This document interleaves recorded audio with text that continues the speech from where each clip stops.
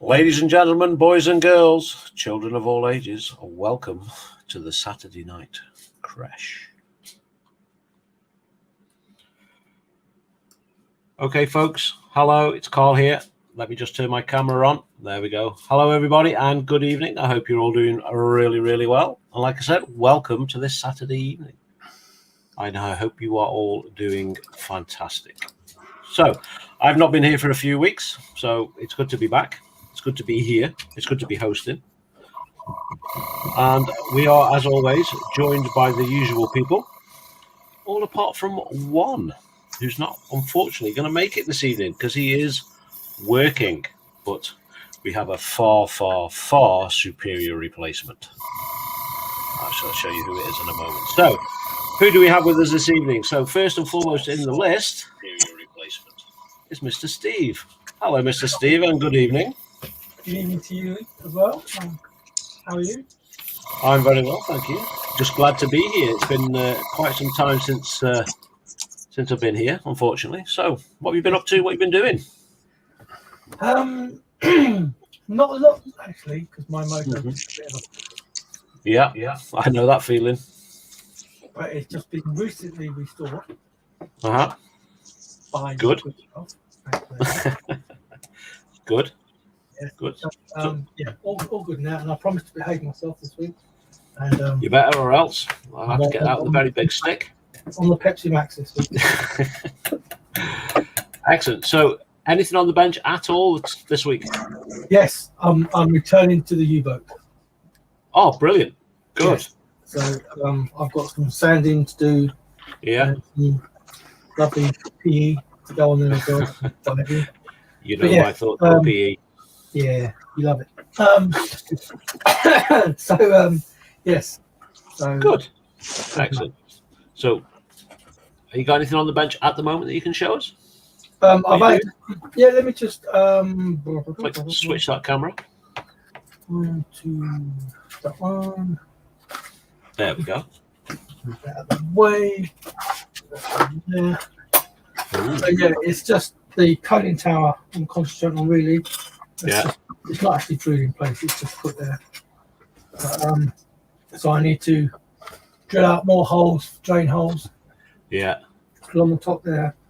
Sand all these hatches down. Not hatches, but doors. Yeah. Why have you got to sand them down? Because I'm replacing them with PE.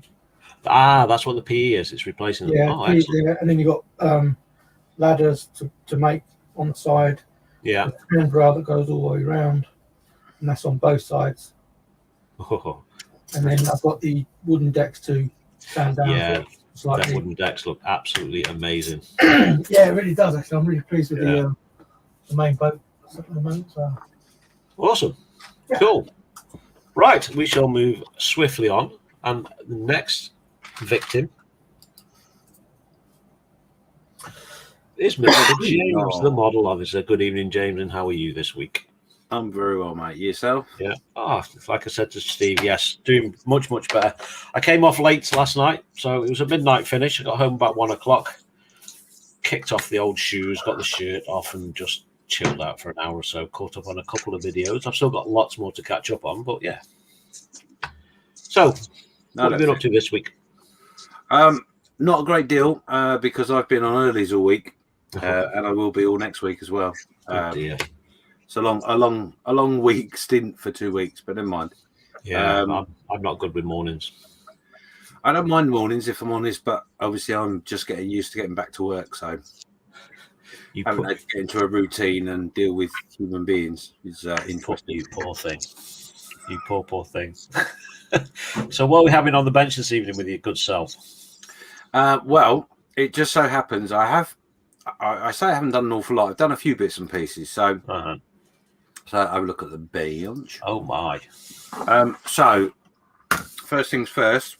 I'll come to that in a minute. Obviously, you remember last week we spoke about this cartoon character. Yep. And his name was. It's from the film Moana, I do believe. It was. And I can't remember. Hi or something like that. Hi, he, something like that. Yeah. Anyway, so I've finally. This is a 3D model that comes in 3 pieces. Oh, and the fit wasn't very, very good. And it's probably Right. down to me printing, not the way it's designed. But so it's got quite a bit of filler, and it's had a bit of sanding and a little bit of carving. But yeah, it's all right. It'll do. It was a Christmas present for a colleague who was in shielding like myself. So So is that a Christmas present for last Christmas or the coming Christmas? Last Christmas. Okay. Because I printed the figures ready for Christmas, and then we went into shielding again. Yes. So I couldn't hand them out. Yeah. I got some of them to the people that were at work, but obviously the people in shielding I couldn't get it to. So anyway, so that's primed. That's ready to go. Lovely. As a bit of a tease, answers on a postcard if you can identify these pieces. What could that possibly be? Yeah. I'm not surprised you don't know what they are, Steve. That might be a hint for everybody, by the way, what they might be. Yes. So I found a printing file of a certain subject, and the answers will appear in the chat, I'm sure, at any moment. And this is one of 4 prints I've done. And there is another 8, I think, to go or something like that. But that will be revealed soon. But it's a little bit of a tease as to what will be coming. Is that hollow or are they solid? They are hollow. Ah. Because if they were solid, that'd be another clue. Well, yes. But very good, Steve. I purposely did them hollow, Steve, because it would save me money. But they will be filled at some point to make them solid. Quite right. Yeah. There's no fall in him, is there? Anyway, as you can see, I have got my Bandai build back out, and I have started by doing my. I'm going to have to say something. I'm going to have to say that groundwork, the colouring on that groundwork looks fantastic. Yeah, it's really good. Thank you. I didn't want to go with a normal sandy colour, so I've gone a little bit out there. It's almost Martian in colour, isn't it? Yeah. Like a Mars sort of. That's what I was hoping for. I didn't want to do a Star Wars, but at the same degree, I didn't want to do a Californian desert. So, so we started on that. This is not fixed, this one, but these are. Yeah. Hence, that's why they've got some colour on them. I plan to, if I get time tonight, to do a little bit of work on the detritus that is lying around on the ground. Yeah. And start bringing that forward because I want to get this finished. Awesome. So there you go. That's me. Excellent. Perfect. Brilliant. Thank you for that, James. Right. So not much on the bench at all, huh? No, not really. He says with about 4 or 5 different things. Okay, so next victim. So a certain Mr. Lewis could not make it this week because unfortunately he is out working, earning that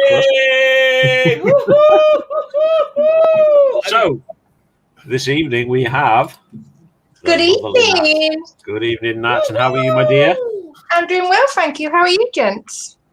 We're all good, I think. All good. Yeah, all good in the hood. All good. So good. So what have you been up to this week, Nat? A lot better than Lewis. And I do have to clear a couple of things up, okay? Okay. First and foremost, I'm 17 and a half, not 12 and a half. For those of you who do not know what I'm referring to there, you need to head over to the Dexterous Crafter and have a watch of last night's stream. Thank you very much. Oh, yes. Beautifully done, as always. It was, yeah. So what have you been up to this week, Nat? And what are you going to be doing tonight? I'm working on a diamond art of Beauty and the Beast for Paige's birthday in a few weeks. So that's been taking a lot of my time up, but I thought, well, you know what, I'm coming on camera, you guys are modelling, so it gives me the perfect excuse to get caught up with oh, yes. With my Predator tank tonight. Awesome. You're actually doing a bit of modelling. Yes, that's what I'm working on tonight. And that sticker collection is really coming along. I know, what can I say? Look at that. Awesome. What's that in the bottom right-hand corner? I need one of those, I think. I shall have a chat with Mr. Skiffins at the end. Oh, yes, just making conversation. So on a Monday, go along and listen to it. Yeah. So Nat, so what are you going to be doing on your model tonight? It's just touching up and getting sort of the painted on. I've just been luckily Lewis is in bed, so I've been dealing some of his metal gold. Yeah. So yeah, it's just mainly touching up little bits and getting the rest of the pink done. Awesome. Cool. Okay, so ladies and gentlemen, last but definitely not the least, we have our friend from across the big pond, Santa's little helper. Yay! Good evening, Chris, and how are you, good sir? Doing all right. I can barely hear you guys. For some reason, my speakers aren't working that well. Okay, and I see that there's been a bit of trimmage going on there. Oh yeah. I got tired of looking like a fucking mountain man, and so after a year of not shaving, I guess I decided to trim a little bit off. Got a little bit of ZZ Top up vibe here as well. Anybody else got a bit of ZZ Top vibe going there? Oh yeah. Can you sing, Chris? Other than that, all I'm doing today right now is I'm putting a base coat color on my de Havilland Mosquito before I could put the camouflage on. What scale is that? 132. What's that? Is that 132 scale? Yes, sir. That looks mental. I've seen the pictures you posted up the other day. It looks so really I've got the Bombay and everything. I've got to finish the top, camouflage it. Then I don't even want to pull the masking off of the windows yet, but I have to mask everything off down here, paint the light gray down here, and then I can start taking everything apart. Until then, little steps. That's one very big group build. So yeah. I think I'll be done a little early, but I'm going to go ahead and do a diorama with it anyways. Very, very nice, Chris. Thank you. Okay, so myself, I am going to be continuing with the 1 night scale bike. So we are at the moment attaching all the tiny little bit to the bike. So a lot of sanding, a lot of fiddling. You need more PE though. There is absolutely zero PE on this kit. PE. None. Zilch. Zero. So that is what I'm going to be working on. I've also been working on this week. So, but that's for something else. That's for later on. A different video. Anyway, so that's what I'm going to be doing tonight if I get a chance, because of course I am the host and the chat dolly. And with Lewis not being here, I shall be going through the gallery very, very shortly as well. So that's all sorted and done. Let's go and take a look at what's going on in chat. So, unfortunately, my chap, not that chap, this chap, my chat has jumped a little bit. So the first thing I can see on here is myself saying good evening. Okay, so if you've chatted and said something before that, say hello again. So first and foremost, what I can see, we've got Brian Lawrence joining us this evening. So good evening, Brian. Good evening, Brian. Good evening. So next, we've got the lovely Nat saying good evening, everybody. Evening again, everyone. Good evening, Nat. We've got Lisa's Craft Station joining us. Evening, good evening, all. Evening, Lisa. Shout. Evening, Lisa. No, she's not shouting. She's gonna keep quiet. And then we've got Mark Sheller joining us saying even everyone, he's made it. There we go.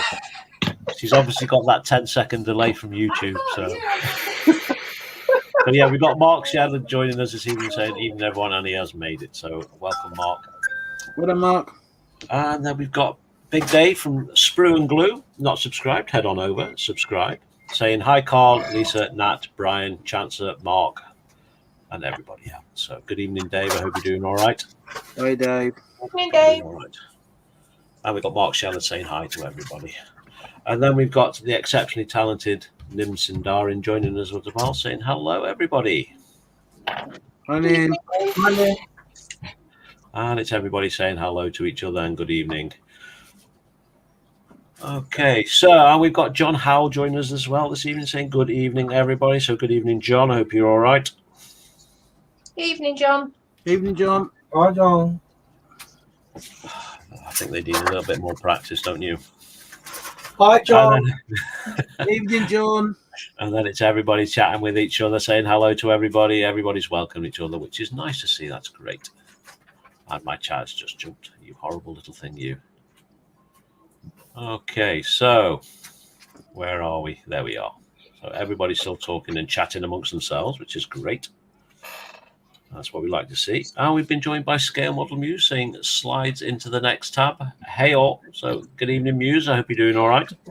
Evening, Muse. I hope the weather's nice over there. So, and we've got Vamp joining as well. Good evening, Vamp. Hope you're doing all right. He's saying good evening, children's. Evening, Vampy. Yeah. Good evening, Oh, yeah, Vamp. Hope Vamp. you're all right. Our Muse is waving to everybody. And then, then David's pointing out that, Karl, you're late. Yeah, that's Nat's fault. She did it last night as well. She's done it tonight as well, keeping everyone talking and everything. Well, that's my excuse, and I'm going to stick to it. Just play for newbie. Why not? Yeah, Move definitely. the camera. And then we've got Mark joining us from the Edinburgh Man Cave. So, good evening, Mark. I hope you're doing all right, buddy. Evening, Mark. Hey, Mark. And yeah, you just finished another model, haven't you, Mark? Some little World War I ambulance thing, which looks pretty damn fine if I say so. Yeah, done that last game, yeah. Yeah. Oh, look, we've got Model Officer joining us, saying evening all. So, evening, Model Officer. James. And we've got Kitchen Table Modeler joining as well, saying evening all. Hope you're all safe and well. So, thank you very much for joining us. Welcome on board. Evening. Evening. Okay. And it's everybody saying hello still. And apparently, Muse has been told to behave, and she's asking why. There's absolutely no need to behave here. None whatsoever. Oh, and we've been joined by Adam as well, saying good evening, one and all. So, good evening, Adam. Evening, Adam. Evening. Evening, Adam. Evening, one and all. And everybody's just chat. So, Mark Shellard has taken a guess of what was on your bench, James. And so has Dave. Yeah. So, Dave has said booster. Oh. Mark Shellard has said spatial. Oh. And it's Adam saying hi to Lisa. Lisa's Craft saying, don't forget to hit the thumbs up, guys and gals. That would be most appreciated if you did. Of course, if you want to put a thumbs down, you're more than welcome. Up or down, it's all good. But if you do put a thumbs down, if you're feeling extra brave, make a comment and tell us why you put a thumbs down. Yeah. I don't think I've ever seen anybody that's put a thumb down make a comment and say why. No. Anybody else seen that anywhere else at all? Nope. Nope. No. Stranger. Mm. Strange, anyway. And Scale Model Muse is saying nice work. That's probably for yourself, James. And yes, and there's Lisa's Craft Station saying, I love it, James. Yeah, it was looking very, very good. So we've got Graham McRobert joining us saying, hi, guys. I'm in bed watching. Oh, Evening, Trouble. in bed. I'm actually not quite sure how to respond to that. No. I think if I started watching this in bed, I'd be asleep within about 2 minutes. Well, we can have that effect. Oh, dear. And then we got Dave saying, that's not a Bane blade. Shush. Isn't it? No, it's the Predator tank. This is the baby of the tanks. Right, so the Bane blade's bigger, is it? Oh yes. Right, okay, I wouldn't know. I haven't touched Warhammer since I was about 14. And there was no plastic Warhammer back then. It was all metal, white metal. Oh wow. And we've got everybody saying hello to each other again. Yeah, and there's Mark saying that's one very, very big mosquito, Chris. No, he can't hear us. His speakers aren't working properly. And you're saying, "Oh, joy, small parts." Yes, lots and lots of very, very small bits. Some of them are exceptionally small. There's like little wing bolts and stuff somewhere that I need to put on as well. It's like, it's going to be joy. And we've been joined by Ian, Mr. Ian Douthwaite. Saying good evening, everybody. Hi, Ian. Ian. Hope you're doing all right, Ian. Glad to have you here. Oh, and we've got the Jacqueline joining us as well. So, evening, Jacqueline. I hope you're doing all right. Evening, Jackie and Kevin. Yeah, and Kevin. I've got a Jacqueline sticker right there. What? A Jacqueline sticker. Yeah. Jacqueline's crochet art. See all these stickers. Huh? Yeah, we are buggers for stickers, aren't we? Oh, hope you're doing all right, Jacqueline. Hope you're doing all right. Okay, and we've been joined by John Stimmett, saying first time watching. Welcome on board, John.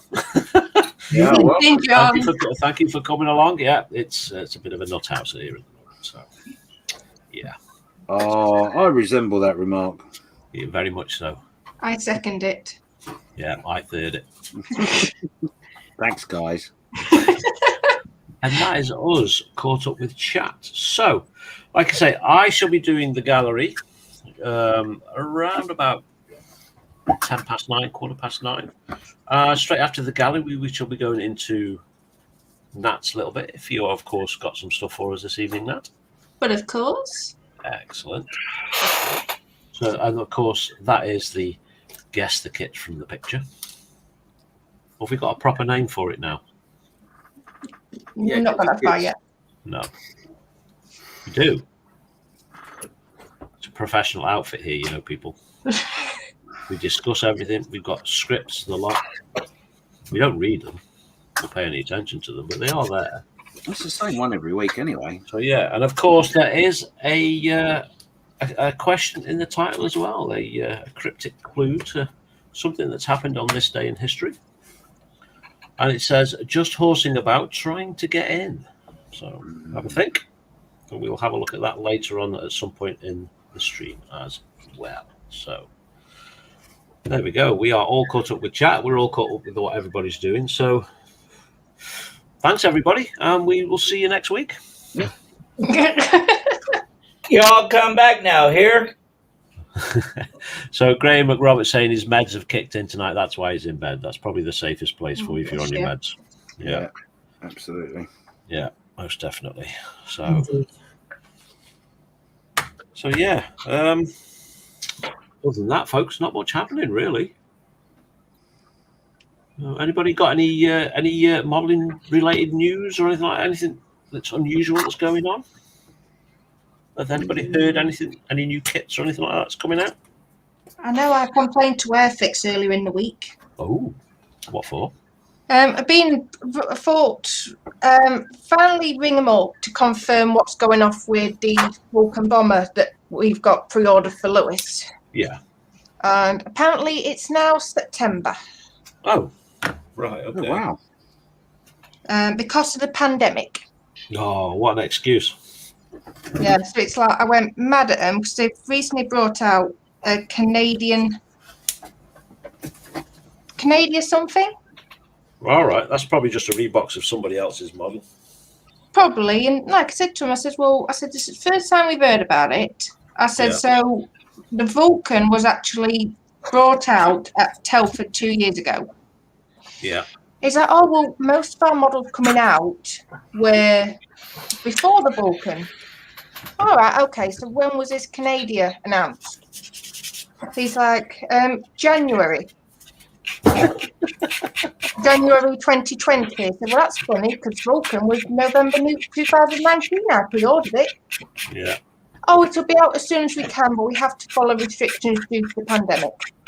Oh! Yeah. Frustrated. Oh, yes. Yeah, I'll bet. Never mind, give him an excuse to get his stash down first. See, that's not how it works, Nat. It does, but it's the size of his kit.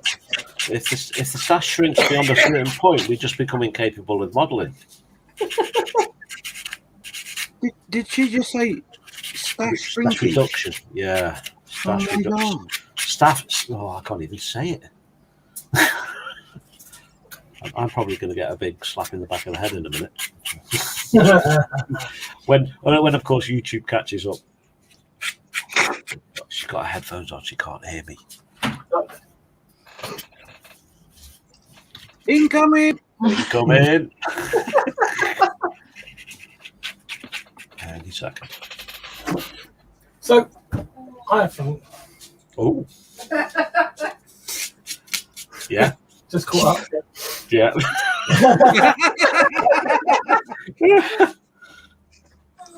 So, you know, when I got this and I opened it all up, Yeah. I inadvertently lost one set of decals. Right. So I contacted Revel Uh-huh. and waited a while. Then they sent me an email where it's been forwarded to X, Y, Z. person. Yeah. And so a couple of weeks ago, I had an envelope. It came in Yeah. from Revel. Thanks very much. As I opened it up, I was like, What is it? I've already got that one. It's the other one I want. Oh! Oh no! I have to contact them again saying, thanks. But no. Let's have a look. So you've got 2 sets of the same one now. Yeah. Awesome. Spares. Spares, yes, but it's the other ones that I really need. I think out of this, I'll take that one of those numbers and 2 of those things. And Yeah. one of those, and that's it. All the main ones are on the other one, on the other. It's like, Oh dear. Never mind, eh? yeah, Never mind. move forward.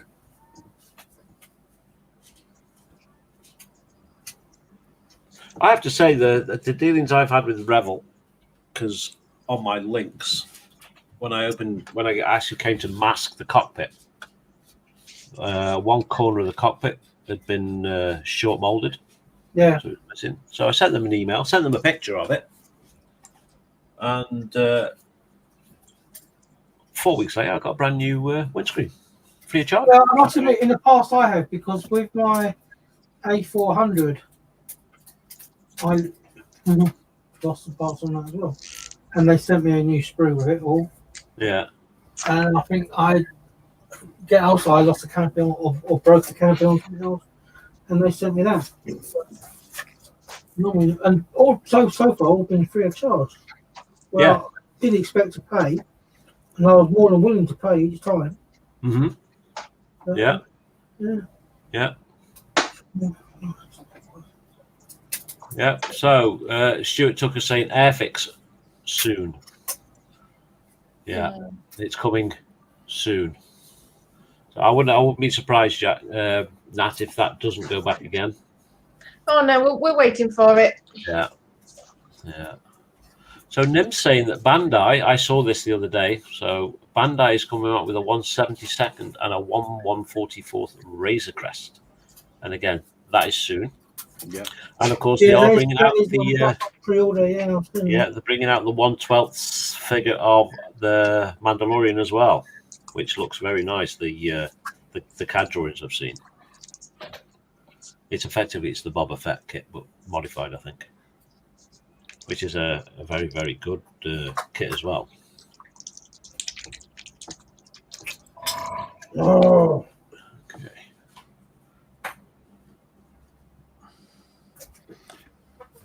Yeah, it's meant to be very good, actually. It certainly looks good.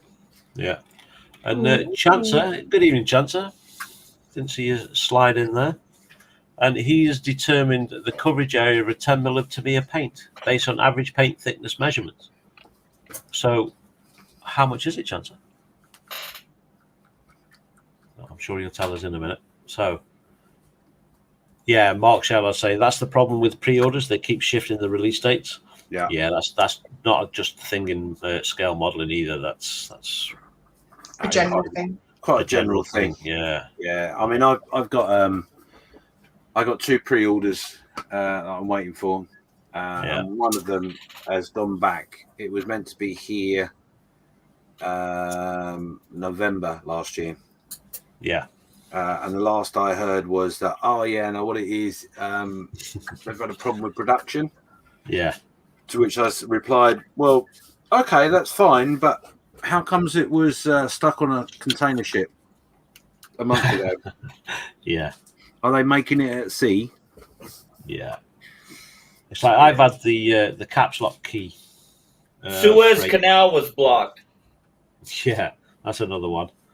I had a caps lock key broken on my keyboard, my Corsair keyboard, that's plugged into the main part of the computer.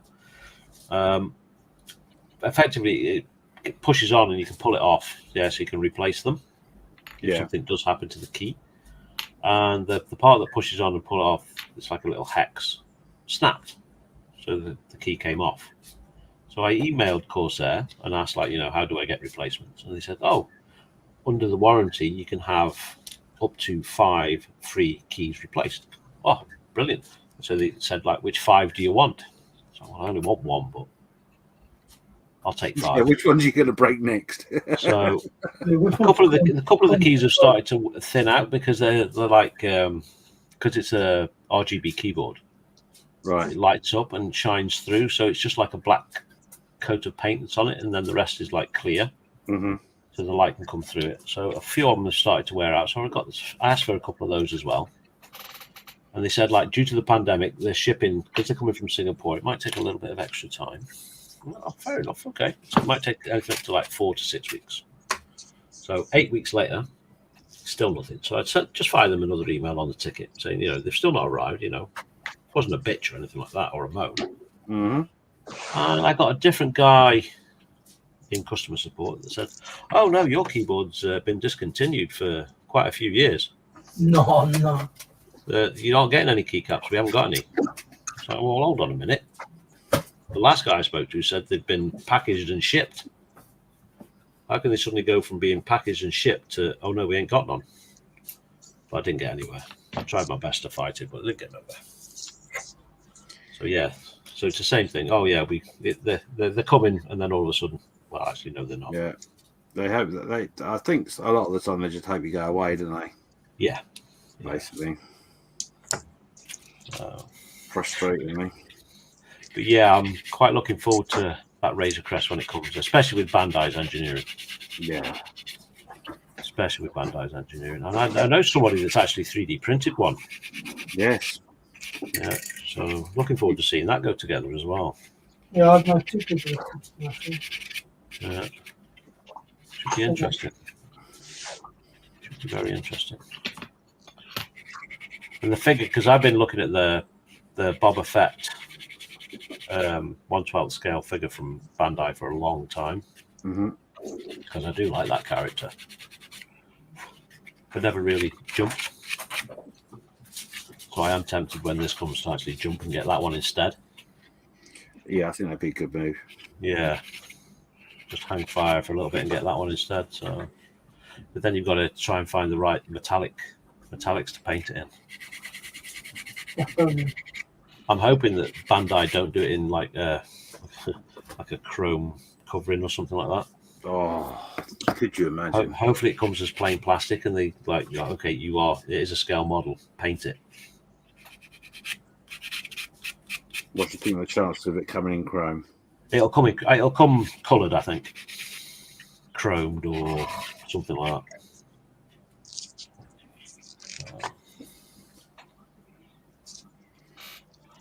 So let's have a look at chat. So Chance has said for his coverage of the Tamiya paint pot, if it's thinned at 30%, one pot will cover just over a meter squared in a single coat. That's not as much as I thought it would go, to be honest. It's still quite a lot. I suppose a meter squared, it's quite a lot of area. It is quite a lot of area, isn't it, if you think about it? Yeah, and Mark's saying that Airfix are bad for delaying new kits. Yeah. So. It's safe to say it's put us off because I think this is our first pre-order from Airfix, and I think at this rate it'll probably be our last. They don't help themselves, do they? Nope. No. As Shoot Tucker saying that, that's good to know, Chancer. Does go a long way then. Yeah, I'm thinking probably a foot square, but it's not. It's a meter, isn't it? It's quite. It's what, just under 3 feet squared. Mm-hmm. Just over. Oh no, I've just seen this chat. Just this comment. So Mark over at Edward Remodeling Man Cave, not subscribed, do it now. He's seen that Revel Germany are releasing the Das Boot sub with movie decals. Oh, now that'd be tempting. Very, very tempting. Don't have PE to come for you, just for you. No PE. No PE. You know what I think I need in order to do PE? I actually listened to Just Making Conversation's second podcast last night. Now, I'm not a big fan of podcasts, but I thought I'm a bit fed up of listening to music on the drive home, so let's put the podcast on. So I listened to one on the way, the first one, and I listened to one on the way back. And they were talking about tools in the second episode. And both James and Malcolm both were talking about the PE bending tool. Yeah. And I think it's one of those that it's nice to have, but you don't really need it because there are alternative ways of doing it. But once you've got it, it's probably one of those tools you can't do without. Yeah. Now, I probably think if I got one of those, that PE wouldn't be such a chore. Potentially. I don't know. Because I don't have a photo etching bending tool. So it depends on that would make all the difference. It depends on how complicated the photo etch is on the kit. Yeah. If I'm honest. You know, if your kit is basic bends, right angle bends, then you know you can manage to get away with it without it. Yeah. But yes, it does make it easier. It really does. Yeah. Lewis won't be without his photo etch bending tool now. Yeah. And Stuart Tucker's a little comment for Chancer there. So Chancer saying 30% thinner white is good then. If anybody's ever tried to thin white, yeah, it's a slightly different ratio for white, I think. Because white, to me, as white paint is pretty thin anyway. Same as their red. Their red's very thin as well. Yeah.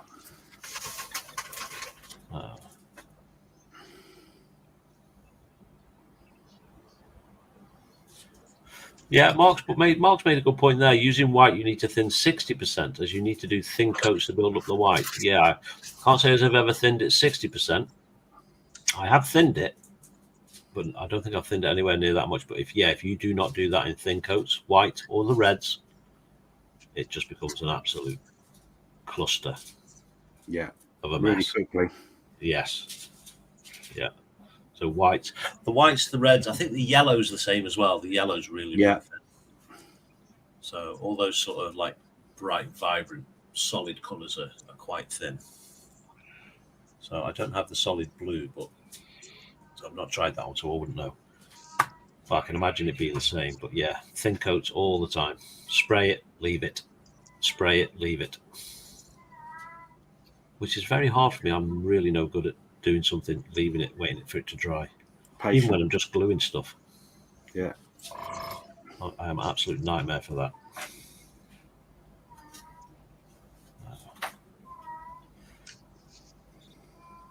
There you go. Chance of saying for his tests, he did mid-grey and field blue, making sure each coat was opaque. The average coat thickness came out about 0.012 millimeters. Oh, yeah. Very good bit of science there, Chancellor. Oh, yeah, and Mark's just saying there, same with the red and yellow. Yeah. Yeah. Yeah. Tell we're just catching up with chat.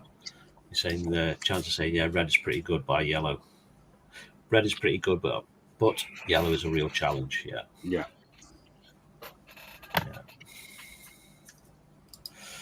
And Dave said, I want the Bandai, but cost was my problem, so ordered the Revel. Yeah. Yeah, they're not cheap. They're not cheap.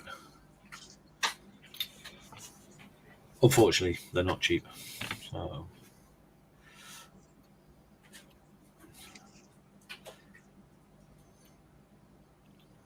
And Mark's saying he's only ever used the Tamiya lacquer paint white, but never had a problem with yellow. Yeah. The acrylics are quite thin. But like I say, thin coats, it goes down really, really nicely.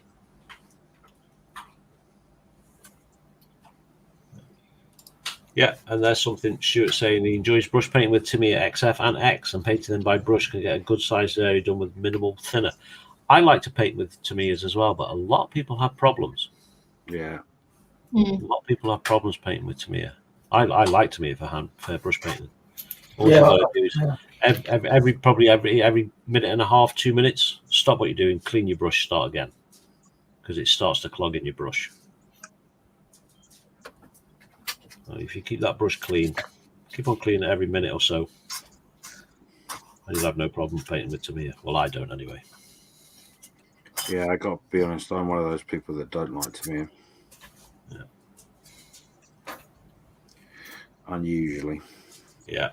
And Mark's saying there, yeah, to remove chrome from plastic, just use some household bleach. Yeah, works a treat. I did it on some car wheels on the only one car I've ever built. The cars are so hard. Yeah. And Jackson's saying there, Nat, that they cancelled Kev's Vulcan because of that reason. Yeah. I bet a lot of people have cancelled because it's like, yeah, I'll just wait till it comes on the shelf and get it then. I'll take my money and spend it on something else. Oh yes. Yeah. Well, this is the problem. You can do exactly that, and by the time they actually release it, you were saved up for the next one, weren't you? Really? Yeah. Yeah. You know, it's. I'm getting to the point with I've got an Amusing Hobbies kit that I'm waiting on. All right, which one's that? We featured it, funny enough, at some point. Yeah, I can't remember what it's called. I'm a bit of Amusing Hobbies fanboy. I do like them kits. It is the I'm gonna murder it. You know that, do you?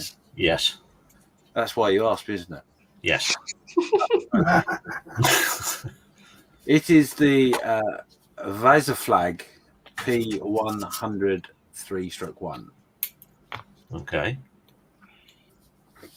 So it is the German didn't get off the drawing board design, which is the paper tank. Grey. Yeah. Yeah. Very nice. Yeah, I am a bit of an Amusing Hobbies fanboy. I do like them. Built 2, and I've got I think another 2 or 3 in the stash to build, so I am liking them a lot. Yeah, and Mark's saying like he used to use Tamiya to brush paint, but he's moved on to Vallejo, or Vallejo, however you want to say it, and or Revel paints. Mm-hmm. Yeah, I've got some of the the model colour, and I've got a few of the. I can't even see where I put them. I've got a few others, but not a huge amount. Most of my paint is Tamiya.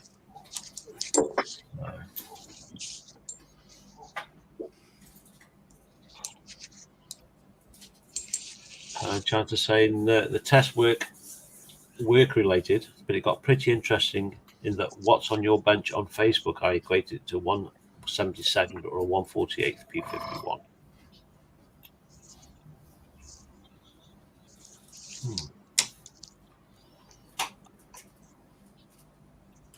And then Dave saying PE, you need shorts. Oh, I see what he did there. Very good. Very good. Yeah. Oh yeah, of course. I just got that. Oh God, yes, I am. Yeah, so it's not just me. Steve's daft as well. Oh, very good, Dave. Yeah, it took me. I was looking at it and going, I don't get that. I don't get that. Oh yeah, duh. What a pilchard. Oh dear. Jumping about. Very good, Dave. So Mark's saying tomorrow he's going to be starting back working on his Tamiya Salamander and painting my Gundam. Oh, he's got Gundam. That's something else. That's something I've never built. Haven't got anything in the stash. I've got a bit of Machine and Krieger, but no Gundam.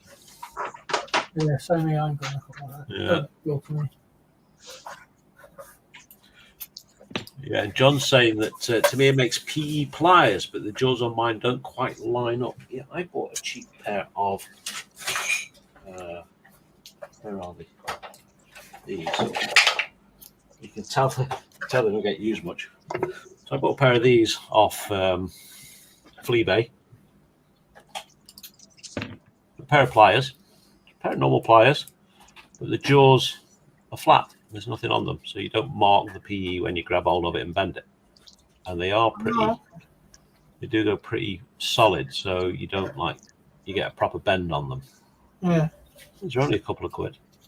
And for the amount of PE that I do, the sort of complexity of PE I do, which is usually like 1 or 2 bends, these have done all right. Mm-hmm. But I think if I started to do some of the other kits with the more complex PE, these just wouldn't cut the biscuit. No, like I say, I mean, if you went down the U-boat, haven't you? Yeah. Then it's worth the investment. Yeah. Because they're not cheap, are they? No, they're not. They're not cheap, and they are. If I'm honest, they are one of those things like a lot of tools I've got. They're do you need them? Can you really manage without? Can you not manage without them? I suppose it all depends on what it is that you're building as well. Yeah. Yeah. If you're doing a big kit with a load of PE, and you say, "Do I really need that?" Well, the answer is probably yes, you do, because you're not going to get very good results without it. Yeah. John's saying that Zoro make a really nice and better quality flat nose pliers. Yeah, I bet they do. And I bet they're a little bit more expensive than a couple of pounds as well. But yeah, like we've just been saying, it all depends on what it is you're going to be doing. And do you really need it? A kitchen table model is saying that the best PE bending tool for general work, try the Tamiya short nose bending pliers.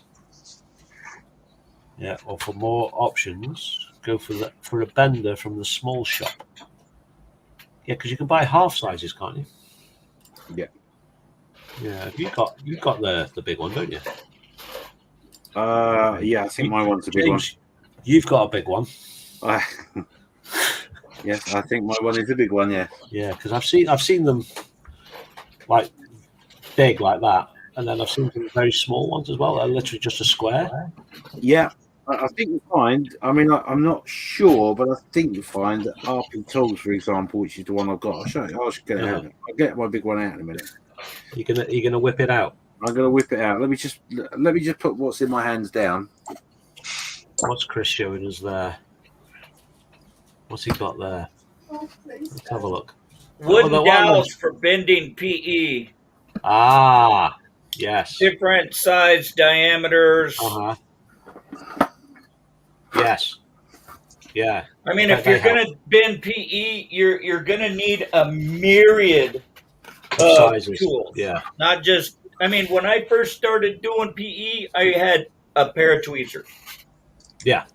That was it. And then finding something that you could make that would be bendable to that certain degree of angle that you needed, or buy the dowels that what I would do was go to the next size smaller than the bend that I needed. And then as you would bend that part perfectly round or half or quarter or whatever you need, that's what came out really well when I was doing all those ships with all that PE was that I had all the wooden dowels for the right diameters. I even have a tool that has hollowed out, it's metal, and it's machined with different size bends. So you would actually take these wooden dowels you could lay the PE on top of it and push the dowel in, and it would make that bend for you. Bend. Or roll it on the table with the wooden dowel, and it will bend it perfectly. But that's for round corners. But if you're going with a square corner, you know, the best bending tool is that aluminum piece with all the different points on it. I mean, that's if you're going to do large scale. But me, to this day, if I've got a piece of PE that's only a small portion of what I got to do, I'll still grab the tweezers. Yeah, so they have the lines marked on seat belts and all that stuff. So there's no sense in busting out this PE tool that takes you 10 minutes to put it together to find the right diameter of the slot you need to bend that piece with, when you could just get a pair of tweezers out and start manipulating you know what you need. So sometimes it's essential to have it there when you need it. But then again, sometimes you can find other ways of making it happen without using that high tech and spending a ton of money on making it work. So question for you, Chris, if you can hear me. Question for you, if you can hear me. So back when you just had the pliers, were you a bigger fanboy of PE as you are now? Oh, absolutely. If you were doing more complicated pieces. I was actually, when I first started getting back into the modeling situation, I was looking for models that were absolutely detailed with a ton of PE, because I used to build fishing boats. So I had to fabricate, you know, a lot of bending and a lot of allowing for curvature, sucking up the material and making things work. So for me, it was something I'd look forward to do than just being able to glue some plastic together and paint it and you're done with it. So I'm a fan of PE, but then again, it'll drive you mental if you're not got a lot of patience, or it'll teach you a lot of patience. Yeah. Because I tried to do that 1/700 scale, or no, that 1/350th Japanese ship, and I got so frustrated because of the parts were so minute. Indeed, I ended up, you saw me, I chucked it right over my shoulder. Yeah. I mean, it'll drive you to just absolutely walk away and not have anything to do with anything for a long time. And then all of a sudden you'll say to yourself, or at least that's what I do, is I kind of fixate, and then I'll figure out, wow, this is what I can do to make it happen. And then you'll go back in and la-di-da. Yeah. But other than that, I'm still a big fan of it. If I can find any accessory that I can find for the thing I'm making, you know, that's within reason, I'll go for it. But like H&K, like this de Havilland mosquito was so expensive in the first place, to even buy aftermarket parts for it is kind of silly. Yeah. You know, it's kind of like wingnut wings too. I really look for those. I love the detail on them. It takes me months to do them, but I think that's what drives me. To make me want to do them, because otherwise, and also because you're doing so in-depth of work and you're working on one project for 4 months at a time, you'll get burnout real quick. Yeah. That's why I've been going fishing and gold panning and all that kind of stuff, you know, for the last 3 weeks. That's why I haven't, you know. Yeah, I've seen the pictures and it looked absolutely beautiful. Absolutely beautiful. So I'm just out hanging out. It's a beautiful day today up here, except for it might rain. So other than that, you know, the wife's at work. I'm chilling. Yeah. You know. So there's John Stimmett saying he uses the small shot PE bending tool. It's called the Bug, and it's 2 inches by 2 inches. Yeah, that'd be that much smaller one. Yeah. This is the one I have. This is 18 centimeters long, and the reason I went for this is because it's got all different angles I could possibly think of. And it's great to have, but I can honestly say I've not used it properly at anger since I've had it. So so it's there just for the occasional thing you've done. You've not really used it in anger, I've not used it to its potential, no. And like Chris said, there are a couple of occasions where something's a simple right angle bend. I'll just do it with a pair of pliers or whatever, and not one thing so much about it. So Stuart Tucker saying, Yes, that's a small one. I might try and invest in one of them at some point when and we've got some it's got the bit that comes out, which you can use to fold. Yeah. That side there. Yeah. You undo that, and then that just changes. Yeah. You know, you can do a whole long length there, or tight and away. Yeah. So Stuart Tucker saying poor kitty wants out. So is that your cat, James, meowing? Oh, can you hear that? I'm so sorry. No, my kitty doesn't want out. My kitty wants. Well, Stuart wasn't quite sure because he's just said, "Oh, was that meowing up my end?" So it might not be your cat. Well, I hope it's not your end meowing. Yeah. But no, if you can hear my cat, I apologise. She's in season, so that doesn't need a description. So Muse is saying that, well, since she's got some unplanned time, you should work on something. Most definitely. Most definitely. If you've got a little bit of spare time, sit on the bench, chill out, relax. Do a little something. Sorry. Yeah, Kitty Table Mod going back to the brush painting. So try Revel acrylic paints. They do need thinning a lot, but have a great coverage, level well, and are very, very durable. So, see the local Hobbycraft, they stock 2 types of paint. One is Tamiya. It just so happens the other is Revel. So, if I spot a colour I fancy from the Rebels, I might give that give it a whirl, see what they're like for brush painting. The aqua one.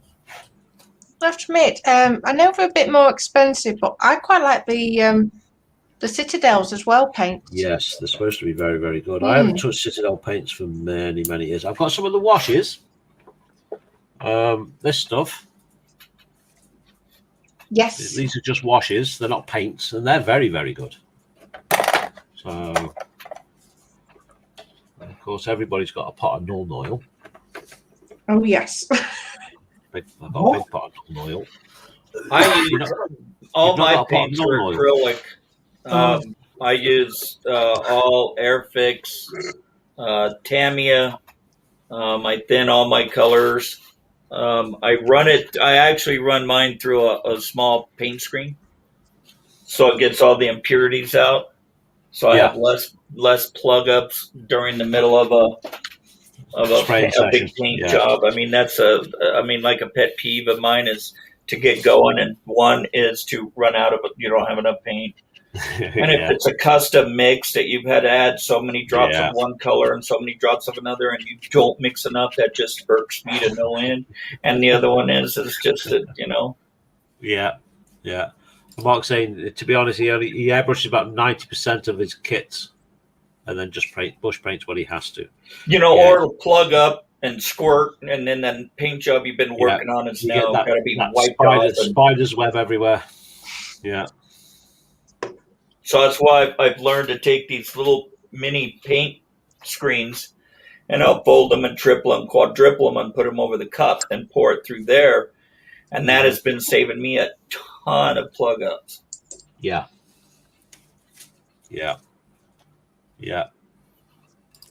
Michael Mick saying, "Oh, 1/9 scale German BMW 750cc motorcycle. It is indeed. This has been on the bench longer than my Conqueror was, and of course it does come with the sidecar, Michael. So we've got the sidecar to do as well. Yeah, good fun."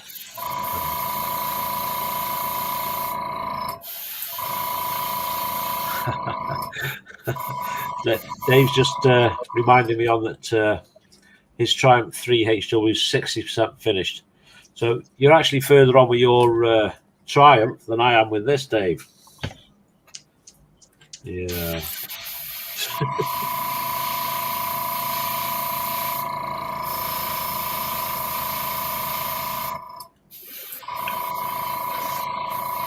I'll be back in a moment, Karl. I've got to go and get a good lady. Yes, I was just about to remind you on for that. Yeah. So we shall see you, Mr. James. Drive safe. Drive safe. Be careful. Okay. Just excuse me while I put that piece on. And Michael saying he still has the old Mission Models PE bender that he bought years ago. Oh, dear. Oh, and Ian is saying he made his own PE bending jig by bolting together two 300mm steel rulers, and he used it to form his 1/24th scale truck chassis rails, as they are huge. Ooh. Interesting. Interesting. Very good. Yeah. Somebody's an engineer by heart. Indeed. There you go. Mark saying that Plasmo has a YouTube video showing you how to make your own PE bending jig. That I didn't know. I am subscribed to Plasmo, but I never saw that one. I've never seen that one. Yeah. Oh, Chance is saying. What's that? Sorry. We are an hour and 5 in and no glitching. What's that? Sorry, Steve. I missed that. An hour and 5 in. Yeah. No glitching.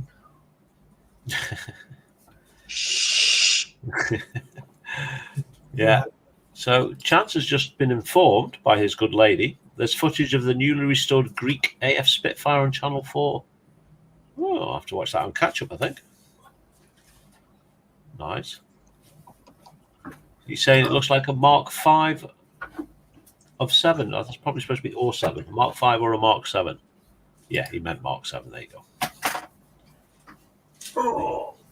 It pays to read ahead a little bit. And there we go. His good lady's coming to correct him. It's actually a Mark. Oh, dear. Yeah, he's saying that. Worth watching later on iPlayer. Yeah, I will probably do that at some point. So what Chance is actually saying there is, it's his wife that gives all the answers, and he just types it. There's a good chance. Yeah. We've been joined by Aquano. Hi, Aquano, mate. Hi, all. Evening, Dad. Hope you're doing all right, buddy. Oh, and Michael's saying that he does have a couple of the Hasegawa Mark 9 kits. Very nice. Very nice. So we are going to be going over to the gallery in about 6 or 7 minutes. So if you have got some work you want to share with us, head on over to the Saturday Night Creche Facebook page. If you've not already joined up, join up. And post your current work in progress or a finished model in the thread at the top of the page. So, and we'll be taking a look in a minute. So, yeah, Scale Model Muse saying it's a hell of a way to get an extra day off, though. FFS. Well, we all know what that means.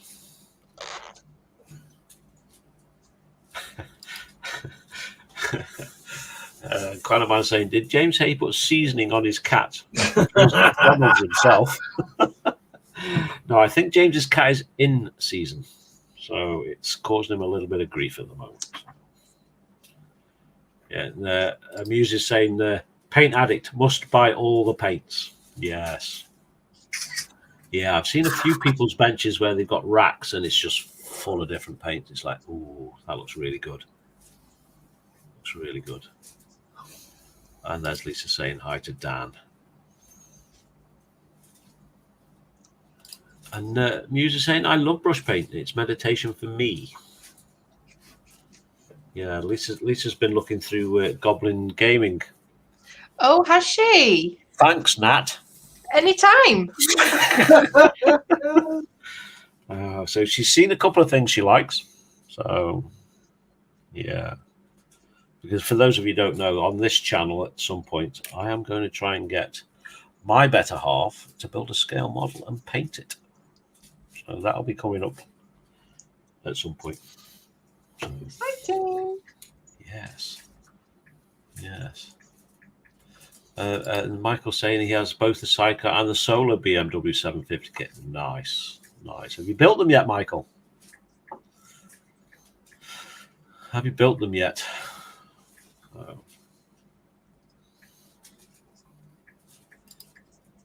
Yeah, and Dave saying I would love a BMW at some point, but £55 is a lot of money. Yes. Yeah, it's a lot of money for one kit. A lot of money indeed. I didn't actually pay for this kit. Somebody else bought this kit and asked me to build it for them. So, and that's a year and a half ago. Yeah. Oh, Muse is saying she killed her car last night. Oh no, what happened? Was it a model car? Pictures. A real car or a model car? Real car. Oh no. What happened? What happened, Muse? Let us know. I hope you're all right, and I hope you weren't in it while you killed it. Oh, she's saying there, I'm fine, the Kia not so much. Oh dear. Oh dear. That's not good. There you go. Chat is saying, as I understand it, after the post-war division of Germany, Zundap motorbikes carried on being manufactured in East Germany. Didn't know that. Didn't know that. And Lisa saying, "Oh no, Marcy, hope you are not injured." No, I'm going to she's get a all right. slap She's in a quite big minute. of a car, It's all coming. right. I'm going to get it right in the back of the head any second. Yep. As soon as she catches up. No, I've made it. And Dave is asking, Muse, did you shoot it?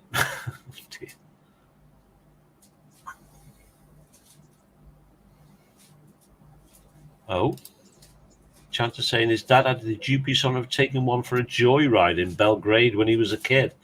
Wow, very nice, very nice. Right, just bear with me a moment. I am going to head on over to Facebook just to make sure. I'm going to refresh the page, etc., etc. Let's see what we're up to. See what we're up to. Talk amongst yourselves, it's fine. Okay, so that's fine. I'll refresh it again just before we start, but another 3 or 4 minutes and we'll be heading on over to the gallery. So, if you've not done it yet, head on over, post up some pictures of your work in progress or a finished model, of course.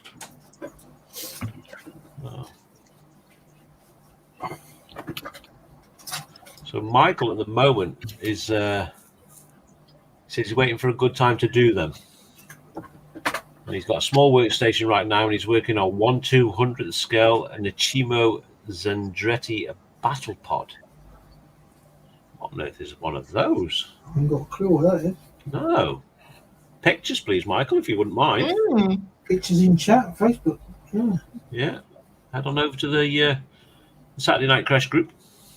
Post us some pictures. I'd love to see that.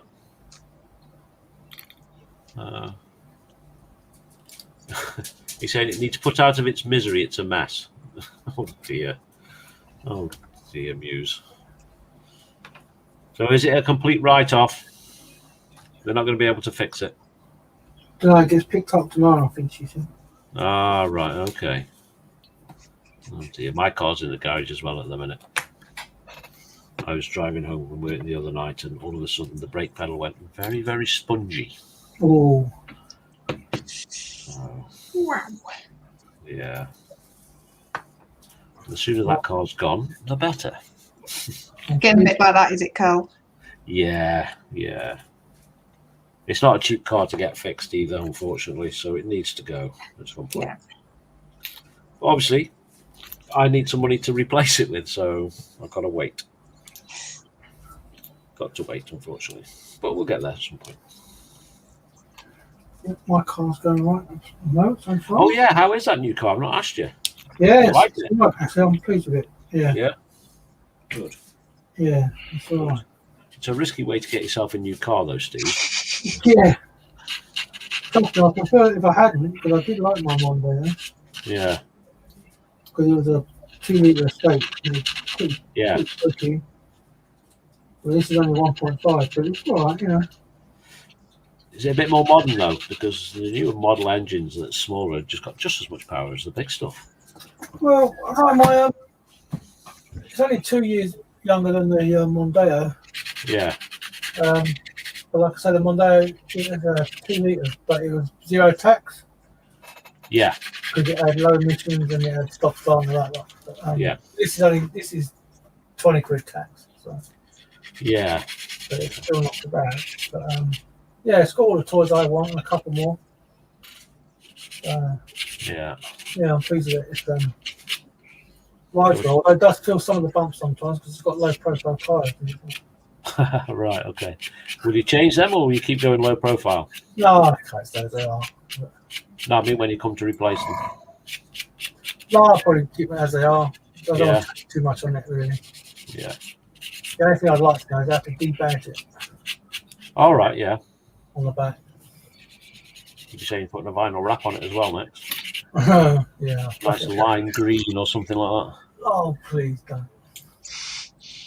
While we were collecting it, there was a new full type small car, and that was like metallic limey green. And it was like, oh my god, why would you buy that? But yeah, no, I'm pleased with it. Got plenty of room. Yeah, good. They get a good test because we're not going away this year, obviously, but we are going up to Yorkshire and what have you. I think as soon as they unlock these borders and everyone can travel again, holidays are going to be ridiculously expensive. Yeah, so we're just going to stay. We're like I said, just going to Yorkshire for a week. We're going to go out to Whitby. Yeah. So you just say they'll most likely be able to be fixed. So we'll see as soon as they come to collect it. Yeah. Mm. Yeah. She's saying she's got more cats, more lives than a cat, and she's fine. That's good to hear. Excellent. Yeah, that motor she's got is quite beefy actually. Nat, apparently, Quanaman's Big Dan's been told he has to. His nephew's been told that he has to change his name to Mavis before he can watch another one of Nat's Friday Night Jam.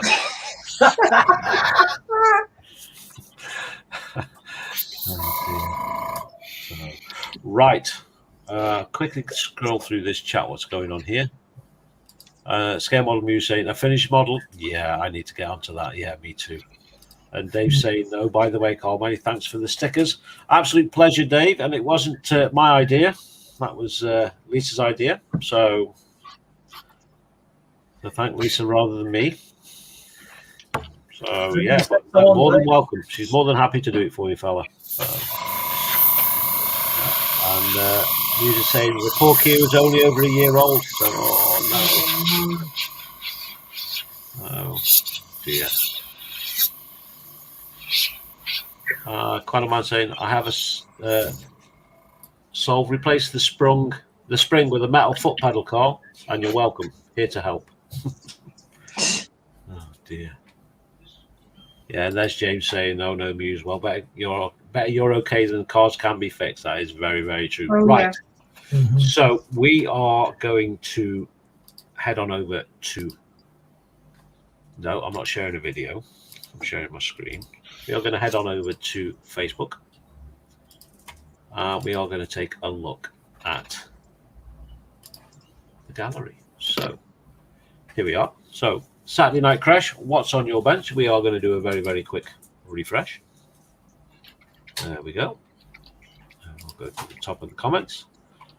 And here we are. So first picture is our very own Mr. Lewis Williamson with this is what's on my bench. A 1-to-1 scale Scania R450. It does about 0 to 55 in 10 minutes.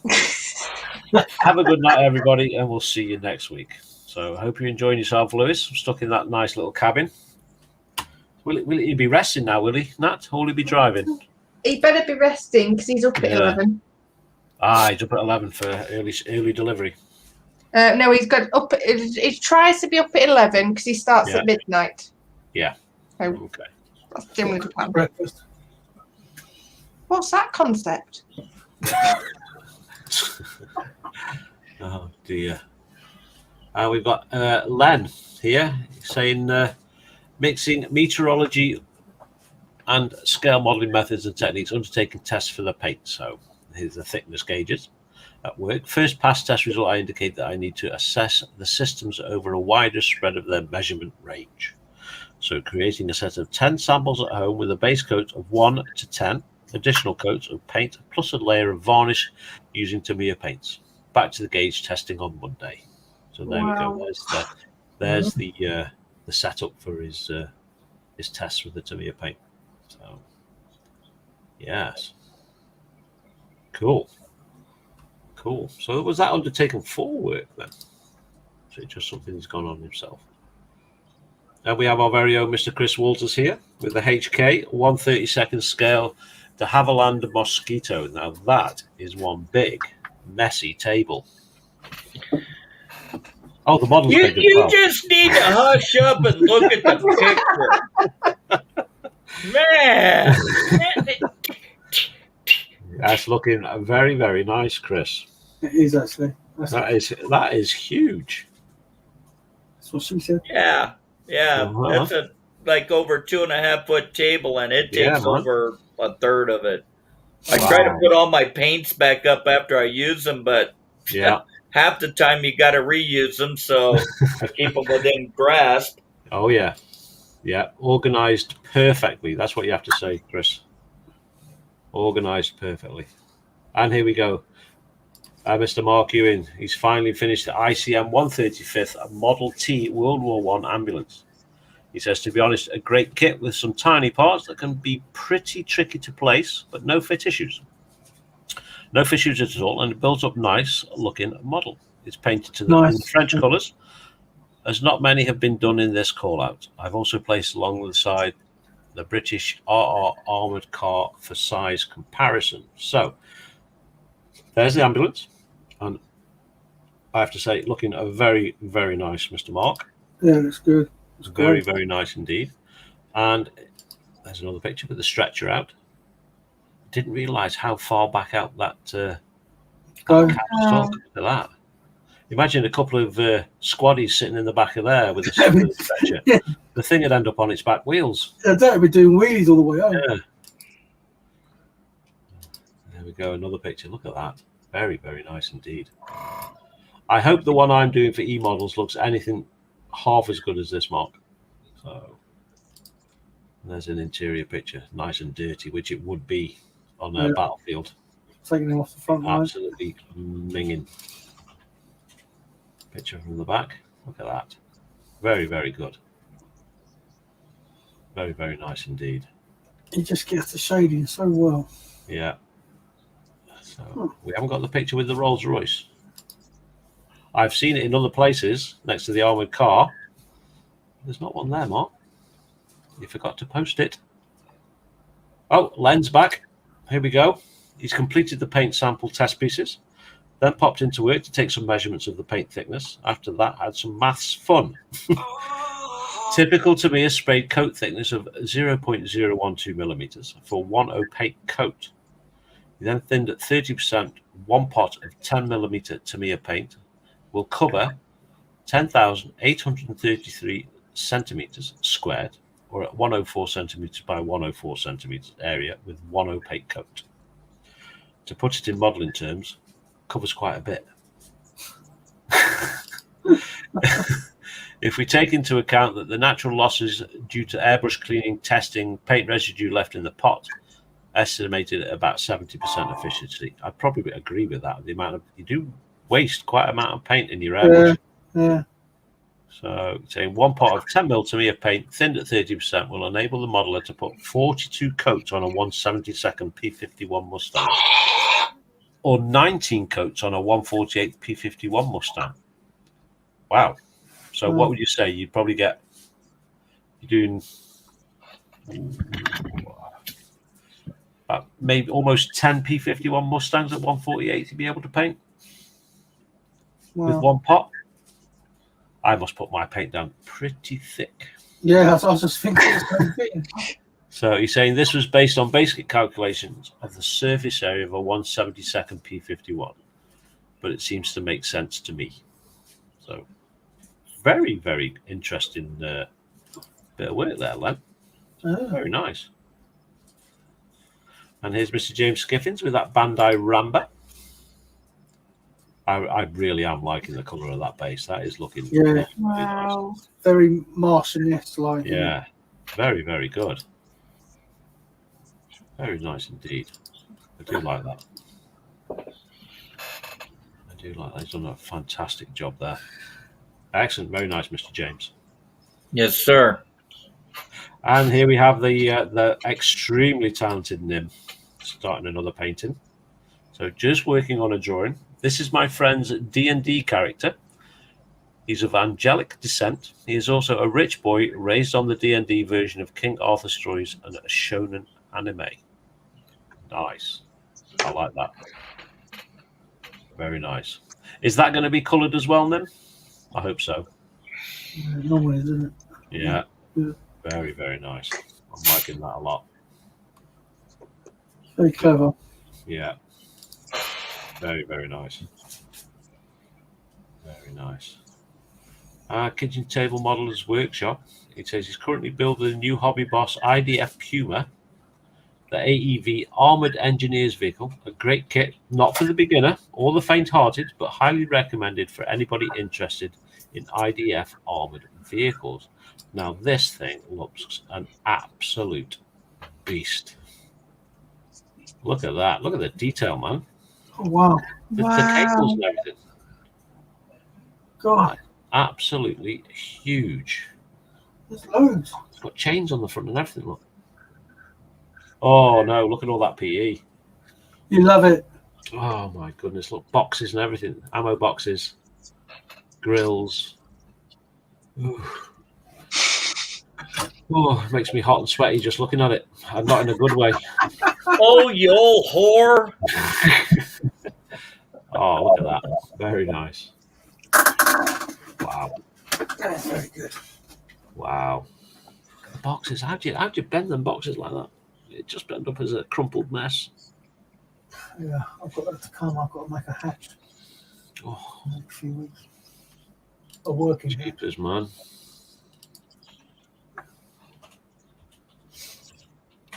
Yeah, it's nice. I'm hoping this is a YouTube series. If it is, it's not to come up on my feed. I am subscribed. Wow. I have to say that the photo etch, it does look nice. I think it does add to the model, but The thing with photo etch is it's best seen when it's not painted.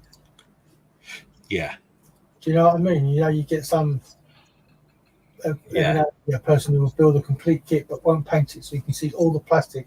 Yeah. And then Yeah. you can really appreciate how much. you can get some really beautiful pictures where it's just plain plastic and the photo etch really stands out. Yeah. Yeah. So he's saying it's a big build. Here's a couple of photos next to the Nagmashon. I'm nearly finished. So here's a size comparison. Jeez. So yeah, that is beautiful. That right there is beautiful. Wow. Yeah. That's top table work there. Mm-hmm. See what you did there. Yeah. That would be pride of place on the table at Telford, I think, in the competition area. This thing here. And I can imagine this is going to be just as good as this. Mm-hmm. So, yeah. Oh, our very own Mr. Ian Douthwaite is now got back on with the Italeri 124 Scania Streamline and timber trailer with huge amount of PE and aftermarket resin to replace an actual truck run by a company local to me. Wow. That's amazing. Wow. Very good. Very, very good. Wow. You need an exceptionally long bench to be doing that on. Wow. That is, as Len's saying there, that is a stunning project, Ian. Yes. Very, very much so. Absolutely glorious. And it's not finished yet. And it's already looking glorious. Mm. Fantastic. Absolutely amazing. Okay. So, our very own Mr. Steve Spencer Beanie. Back to the U-boat, sanding down the hatches, only to go and apply PE ones. So how's it going, Steve? Are they easy to get off? They are. I just have to Yeah. be really careful because there's a lot of like rivet detail around it. Yeah. Which I don't want to remove. It's just a No. house, so it's like slowly. Yes. Yeah. Slowly catch a monkey. Oh, Adam Clark. Here we go. Working on the Airfix 148th Canberra. Lots of sanding and lots of filing. Coming along though. Starting to look good. Yep. Starting to look good. Yeah, it's something I don't mind doing, filling and filing and building tracks. Paint and sanding wheels as well. I enjoy sanding wheels as well. I'm a bit weird though. So, oh, here we go. Mark's gone and posted it. There we go. There's a size comparison. Wow. So the vehicle on the right, this one, is the Rolls-Royce armoured car from World War One. And obviously that's the ambulance on the left, so you can see the size comparison. That Rolls-Royce looks absolutely huge by comparison. It almost looks like different scales, but it's not. It's the same scale. It just shows you how big that Rolls-Royce really was. It's a beast. Yeah, absolute monster. Beautiful models, Mark. Again, top shelf. Yeah. Very nice. Top shelf. Do a quick refresh just in case anything new has appeared at the bottom of there. Oh, we are going to go and look at some of those in a minute because there's something down there that I really want to look at. And it's done by Little Dave from... here we go.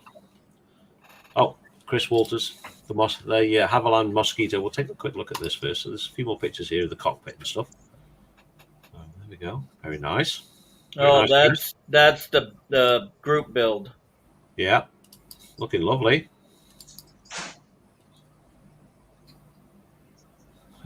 Very nice. Yeah, it's very good. It's amazing how much time and effort we put into the cockpits, and then most of it gets hidden. Once it gets covered up. Yeah, but it's so. And then you have to button it all up. Yeah, it's so enjoyable to do, though, isn't it? Oh, it's a kick in the pants as far as I'm concerned. And each one of those dials on the dash are individual decals. Ah, right. Oh, okay. no. Okay. Yeah, you can see them there a bit clearer. Yeah, each one is an individual decal. Wow. Wow. Very nice. Yeah. Yeah, that's cool. Looking good, fella. Looking very nice. Yeah, I tried to paint all the hydraulic lines, all that kind of stuff. So it's taken some time, but that's the radio for the Bombardier. Yeah. That sits right behind him. I was really amazed that this was only a 2-person aircraft. Is it? Yep, and it was made all of wood. It was the fastest light bomber in existence at the time. Wow. I couldn't believe that it was still built out of wood. And again, all the engines get buttoned up. So, yeah. I mean, unless you're going to do a diorama of them having it pulled apart, yeah, you have to put the cowlings on, and it's going to end up all disappeared.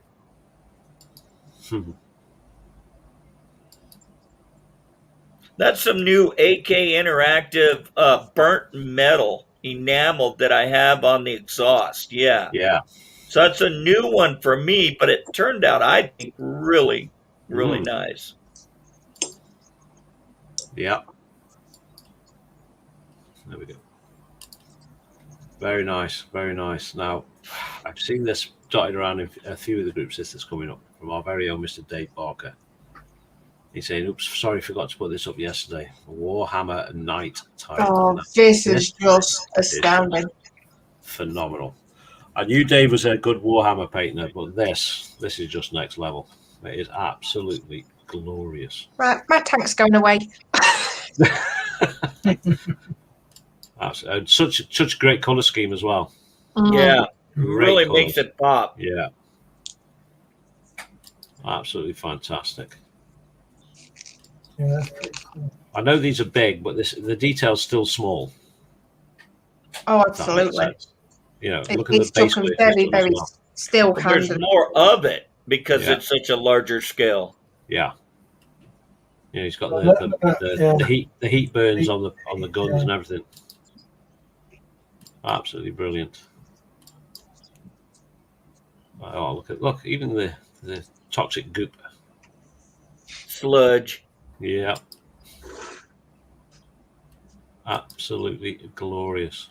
That Top is shelf, awesome. Dave. Top shelf. Yeah. Take a bow, sunshine. Yeah, that's very cool. Wow. Absolutely amazing. Head on over his channel. Butcher That Model on YouTube. Head on over. Phenomenal, Dave.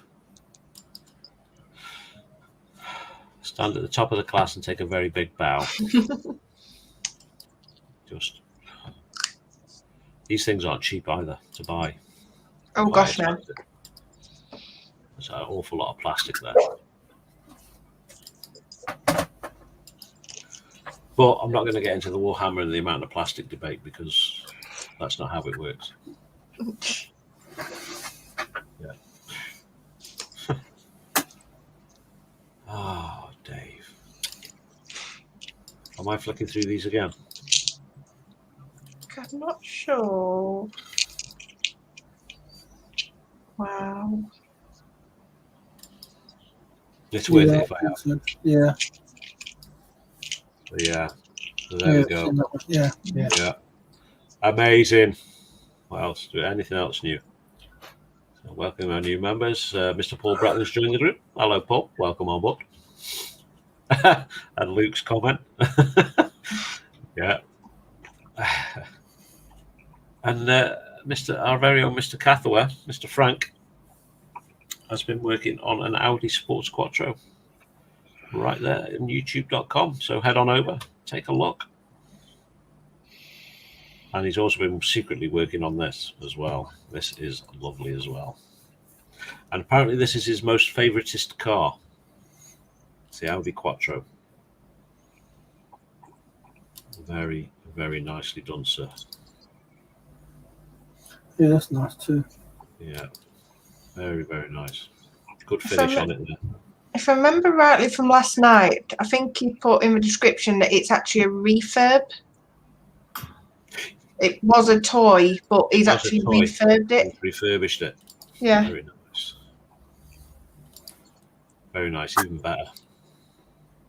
Oh, sorry guys, I'm going to disappear for a minute. No problem. Very nice.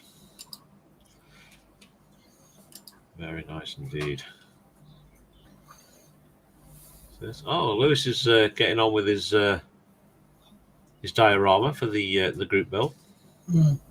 I think there's some other pictures somewhere. So I think that's us caught up. Let's see if we can get through to some of the later pictures where it's almost finished. There you go. Because the static grass is down and everything now, and it's looking really, really good. You can see all the stages he's been through to get it there. Here we go. So it's now actually on the base, and the grass is down. Apparently, he's got a new static grass applicator, which I'm most jealous about. So there we go. Look at that.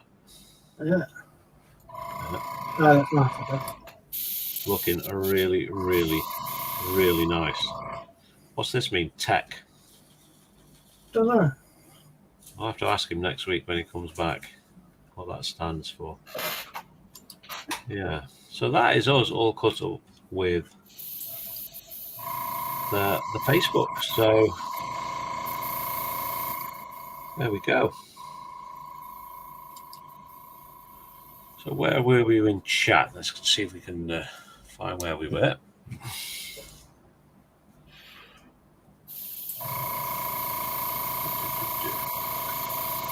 There we go.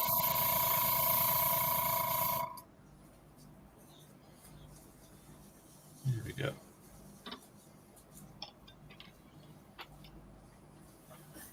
There we go. That's where we were up to. Mr. James telling me usually it's better that she's okay than the car.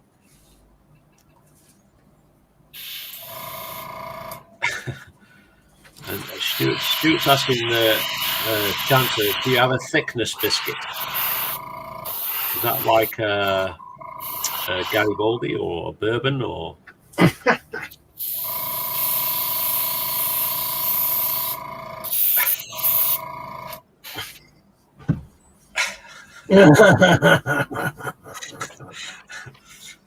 So, oh man, look, Karl, no brown sauce on that bench. It's a good job he can't hear us. Oh, there we go, he can. Don't worry, folks, I'll edit You're that out number later. one with me, Karl. Oh dear. Yeah, Dave's saying, "Where's the bench, Chris?" Yeah, Where's the bench? somewhere under all that paint. Yeah. Oh, Like dear. I said, I used to have everything where my old house was within hand's reach. So I would put stuff back. But Yes. now I try to put everything away and then I pull out my basic colors, but then you need to put them back away. Oh man, I messed up. Yeah. You gotta bring it back, touch it up. So then you gotta put it back. Yes. Then you gotta bring it back, touch it up. So until the build's over, it just kind of accumulates off into the outer edges. It's filed exactly where you need it to be. Well, it's within. Yeah. Shit, man, I'm 61. You don't look a day over 75. I can barely get around, let alone up and down.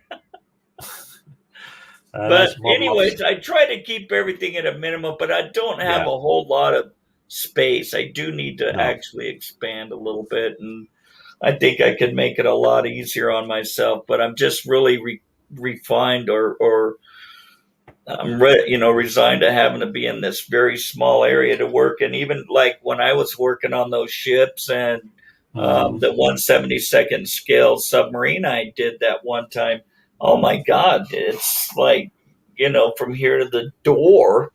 Yeah. So it's at times it can be very trying how to manipulate the kit, the build, just so that you can work on it or paint it or touch it up or whatever, because you have to turn it a certain direction, and half the time you have to hold it in your hand because it's so big. There's no space to actually put it. So I do my best. So there's James just telling Mark that it's a beautiful job yet again. Indeed, yes. And Lisa's Craft Station saying awesome work, Mark. Thank you. And James saying lovely canvas. And Stuart saying that blue looks correct. That'll be for the Titan, I would have thought. And Chance saying, shoot, the test pieces were squares of primed aluminium, 6 millimeters thick. So yes, you could class those as biscuits.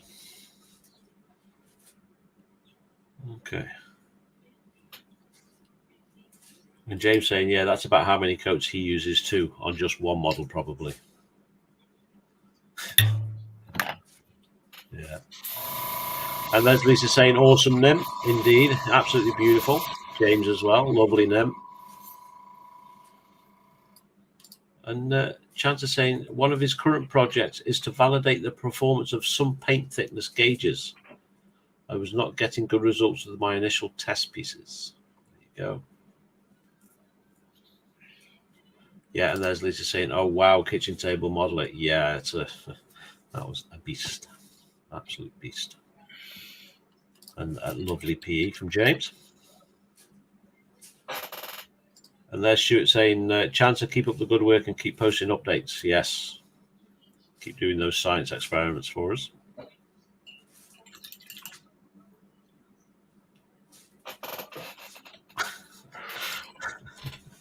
The Chancer saying, as a meteorologist, he gets to chase microns for a job. And he tries to get those little sods to behave. They often don't. And Lisa saying there to, oh, wow, Ian. Yeah, very nice, Ian.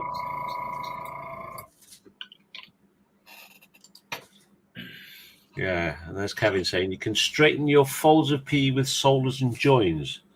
You only need a very small amount of it. Yes. Yeah, you're going to the next level with PE there, Kevin, I think. Which is, yeah, even a little bit more difficult. Got a lot better results, but yeah, more difficult. And yeah, he's saying there in the next sentence, it helps to keep them from going out of shape. Yeah, so when you're doing those little boxes, it would help to put little supports in there to stop them from being crushed, which probably I would do with my big. Well, they're not exactly big, but they're clumsy. And as Lisa saying, awesome work, Chris. What's that, brother? Lisa is saying, awesome, Chris, for your model. Thank you very much. I'm sorry my speakers aren't working that well tonight, so I can't hear you. Yeah. Thank you very much. Stuart Chucker saying, love the framework for the glass, Chris. Stuart Tucker is saying, love that framework for the glass, Chris. Yeah, it's going to come out really nice when I get it all peeled away. But until it's, and I want to just just so I could look at it, but I can't.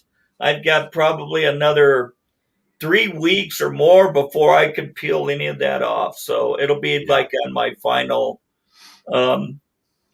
pictures for the actual build of the plane, and then I'll start the diorama. Because I've got a couple of crew members that come with it, so I thought I would do something like that. Yeah. Michael saying, reminds me of the Great Wall Hobbies TBD1 kit with a separate IP gauge decals. I was watching a movie this morning, oddly enough, called 633 Squadron. Yeah. And it's about the de Havilland Mosquito having to make these bomb runs on a German deep water or heavy water facility in a fjord. And so I'm getting a lot of like, oh my God, look at that, references to what I was going to do today. And of course, I had to change the whole paint scheme because for some reason, the top of the camouflage pattern was kind of what they call it. It says Royal RAF grayish blue, but it kind of looks like a violet color. So I had to come in this morning, remix some paint, add some violet to it, get that, and now I got a camo. I got a camouflage over the top of that, but it was just bugging the heck out of me. Yeah. That it wasn't. It just has a small tint of violet to it, So, and then it'll be a light gray under the bottom of it. So, or I could have went with like all dark because a lot of them did fly at night. Like a complete dark blue. And I said, no, I want this thing to look really cool. So I'm going with the Day Raider camouflage pattern. Yeah, Lisa's saying, deserves a bottle of brown sauce for such a reward. As a reward. God, blimey, can't speak properly. Yes, it does. It deserves a big bottle of brown sauce. And you listen to her there, Karl. Karl. She's sitting right behind me, Chris, so... Well, what are you waiting for? A rainy day? Well, then send it today. It's raining all the time there. And Stuart Tucker is saying, looks like theme park Megatron. That'll be Dave's. That will be Dave's title, right there. So, and Quantum Man saying, "Oh, and I'm throwing out my bench, burning it and burying it in salt. Awesome work, Mark and Dave. Yes, indeed." Stuart Tucker saying, "Looks way too good to be a bad guy." Yeah, bad guys always look better though in all the things. Usually. And Lisa's Craft Station saying, fantastic, Dave. Kevin saying, nice work, butcher that model. Indeed. Like I say, if you're not subscribed to the channel, head on over. Subscribe now.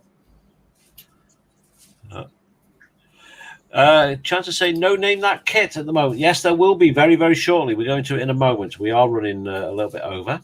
We've had so much to talk about this evening, though. And then Michael Mitchell says, LOL, so ISM is represented. It is indeed. It is indeed. Yep. So, excuse me, I'm just sanding that. So, Dave is saying he's never played soldiers in PE. No, I haven't played soldiers in PE either.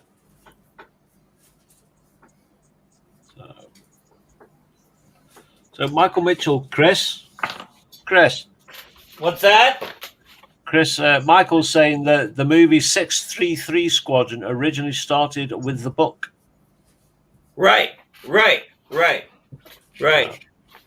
And what was funny was the lead actor was an American. Yeah. So that is us caught up with chat. So are you almost ready for us, Nat? I Yes. seen that movie when I was a little kid, man, and I didn't even realize it until I was doing some research on Pinterest about the mosquito, and then it started showing little excerpts from the movie Squadron 6 or 633 Squadron. And so I went ahead and pulled it up, and I found it on Netflix or Amazon Prime. And it's a different make of aircraft. It's a de Havilland Mosquito, but it had the forward 450s that were pointing out the front, and this one doesn't. I wished it did have the gun bays and all that stuff, but this one, I guess, was one of the earlier models. Yeah. The Mossy. So it still had everything in it that the other one has, except for no forward guns. Yes. You know. Yeah. So, which I found incredibly crazy that these guys went in with basically no defensive weapons whatsoever. Yeah. They just went in to either mark or bomb, and that was it. Yeah. You know, that's their role, was to mark where they were so that the RAF, Bomber Command, could come in and just devastate them. Or they did lightning strike, low-level lightning runs with a small. They only carried 4 1,000-pound bombs, if I'm not mistaken, or the one huge, which was a napalm, basically. Yeah. Explosive, and you had to build the bulge bay, and that has this for it. But I went with the standard bombs instead of the bulge bay on it. Cool. And I went ahead and I went ahead and put the little yellow stripe around the bomb. Yeah. So I've got these all ready to go in. Nice. But I figure I won't do anything with those until I'm ready to do the bottom. And I got to paint all that first. And that means if I put those in, that means I got to mask those off too. So I'm going to try and make it easy on myself. Yeah. And Right. paint what I can and then put it together and then touch it up. Excellent. Right. We are going to be moving on to... It's time to name that kit! Bring on the Wibble! So, there we go. I am going to hand you over to the lovely Nat, because it is time for Name That Kit. Thank you very much. So, as usual, guys, I have got 5 kits. The pictures are box art. So, if you can guess what the model is, the scale, and the manufacturer, all the kits link up, and there will be a theme at the end.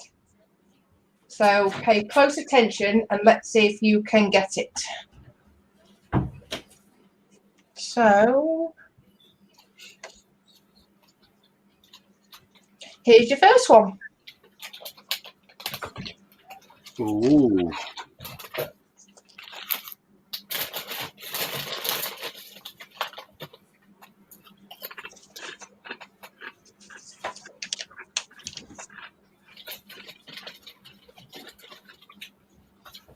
Just very quickly, Karl, if I may.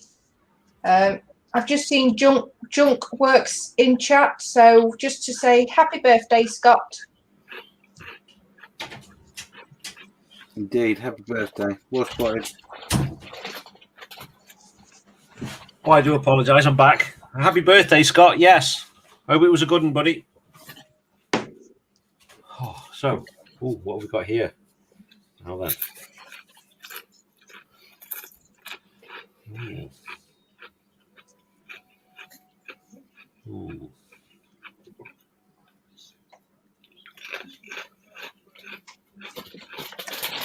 Well, it looks to me like a bit of an aircraft carrier, maybe.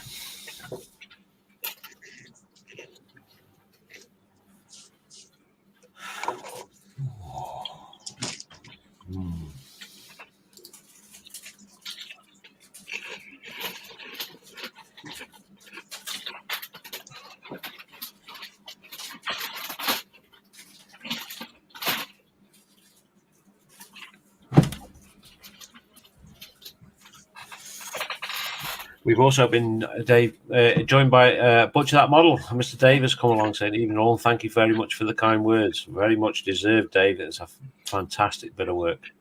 Evening, little Dave. And quite a man there is just confirming baddies always look awesome. And he's saying he may have to dress up as the dragon lady from the Beowulf film.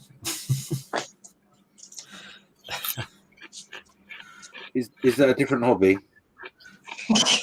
Yeah. Surprise me. Yeah. Yeah, something they keep to the park, I think. Yeah. And she was saying he didn't notice before now. Great nails, Nat. Oh, thank you very much.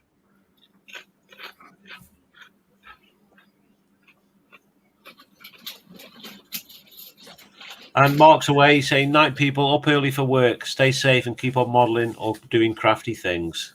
Cheers, Right, Mark. Cheers, Mark. Take care. Cheers, buddy. Yeah, see you later, Mark. Take care, mate. Yeah, so Sprue and Glue is saying, "Is that a flat top?" I think it is. I think it is. I think that may very well be a flat top. Let us know when we're getting near to the time.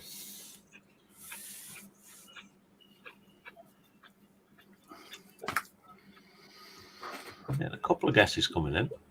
So Stuart Tucker is saying it might very well be the USS Yorktown and 1/700th scale. And there's Lisa's Craft Station just saying happy birthday to Scott.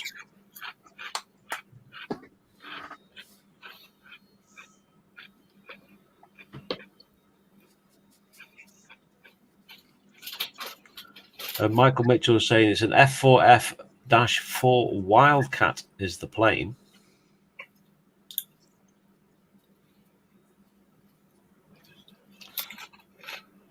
Chancellor is saying a 1/400th USS Enterprise from Trumpeter.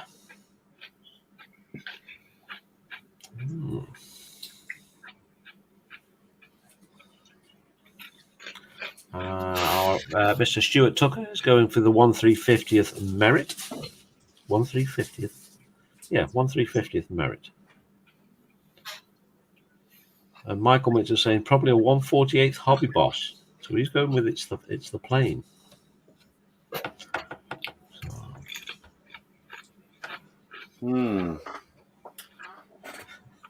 I've got to put this comment up. So Scott is starting to panic a little bit now that he is 40, and he's going to get him to watch Logan's Run. For those of you who've not seen Logan's Run is about a film of about a colony that live. They do live underground, yeah. They live underground, all right. And they only go to once they reach a certain age. I think it's 20 or 25, something like that. They have to kill themselves in a ritual where they think they're moving on to the next life. And Logan's Run is about one of the characters whose name is Logan, who instead of quite happily sacrificing himself in this ritual, actually decides to run and make it to the surface. Okay. It's a great science fiction film. Is it early 80s, late 70s, something like that? I think it's late. Yeah, a great film. Really, really good. Well, yeah, but I understand Scott panicking a bit. I'm 40. That's so old. Oh God, yeah. Yeah. Well, man, It's a baby aeroplane being birthed from the rear flaps of a mummy aeroplane.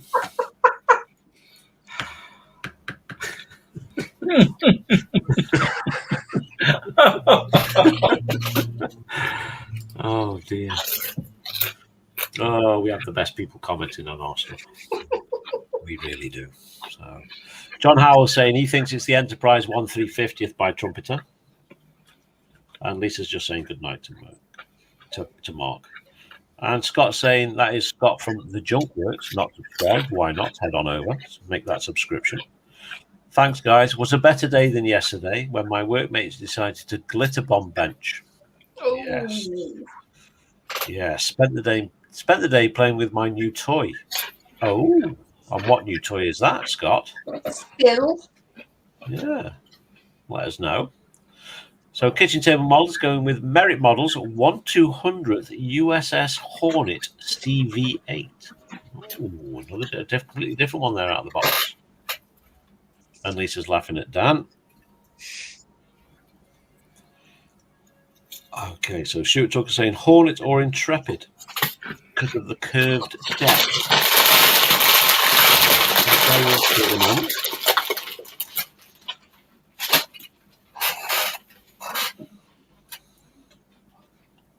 So is that us on time? I think so. Yeah. All right. So Nat, who are you going to go to first? We will go you, Karl. Me. Okay. So I do think this is the scale model of an aircraft carrier. I am going to go with Trumpeter. And I'm going to go 1/700th. But I don't know which aircraft carrier to go for. It's not the Lexington because it has got that curved end. And I've built the Lexington model. Oh. I don't know. Blah, blah, blah, blah. Enterprise. I'm going to go with Enterprise. I don't know if that's right or not. So Enterprise 1/700th from Trumpeter. That's my guess. James? It's the Yorktown 1/700th from Trumpeter. Steve? I think it's in Enterprise. And I think it's a Ravel 1/200th scale. Ooh. So 1,200.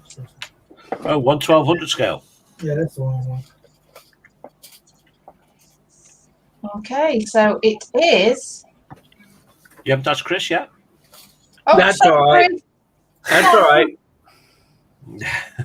Chris knew anyway. 1/200 scale USS Hornet, CV5. 5 points for Chris. I mean is it? CV8. Yeah. Sorry, Chris. So, did anybody get that? I think at least one person's got that bang on. I think it was. That's okay, Nat, I'm a nobody. Oh dear.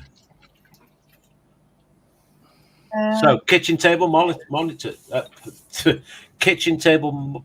Oh my goodness. Modeler. Kitchen table modeler has gone with Merit Models 1/200th USS Hornet CV8. Is that correct? Is it Merit Models?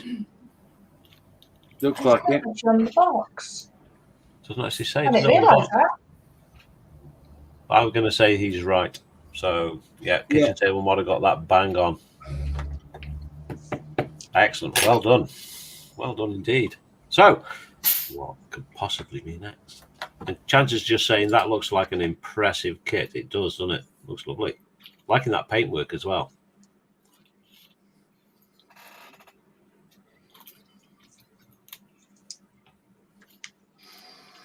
Oh. Mm. Oh.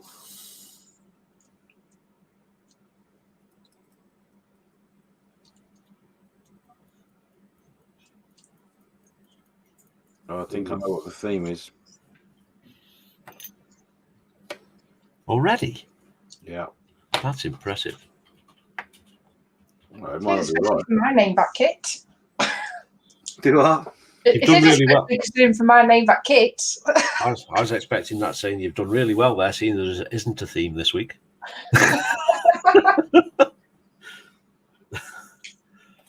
Oh,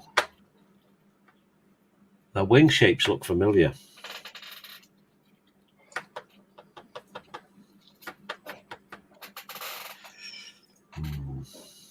Yeah. Quite a man saying he thinks that his guess for the last one may be sort of slightly off target. Only a little bit, Dan. So Big Dave from Sprue and Glue is saying, is that the Liberator? Is it? What scale do you think, Dave? What manufacturer as well? Yeah, and quite a man saying, I've got this one for sure. It's Nat's lawnmower. And Stuart Tucker saying it's a B24. A chance of saying the B25 Mitchell in 1/72nd from Matchbox. Oh, yes. Yeah, the artwork looks like a Matchbox artwork. Yeah, that's a good guess. Yeah.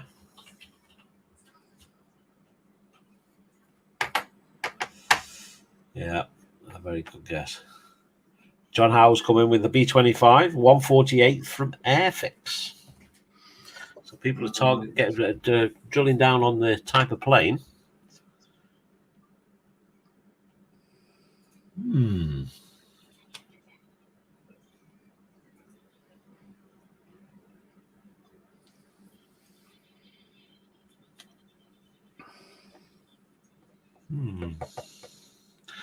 The kitchen table model has come in with his guess, 1/72nd Italeri B25 Mitchell.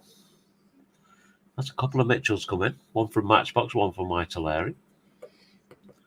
Adam saying a 1/72nd A26 Boston. Oh, so Adam's gone proper left field there and gone away from the crowd. Ooh. Boston. Yeah.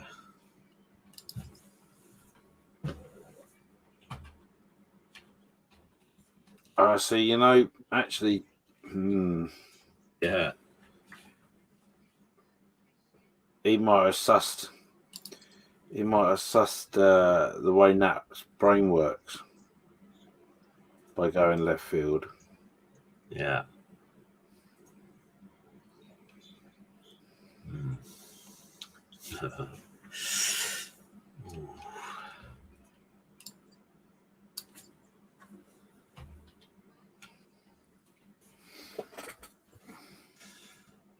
Yes.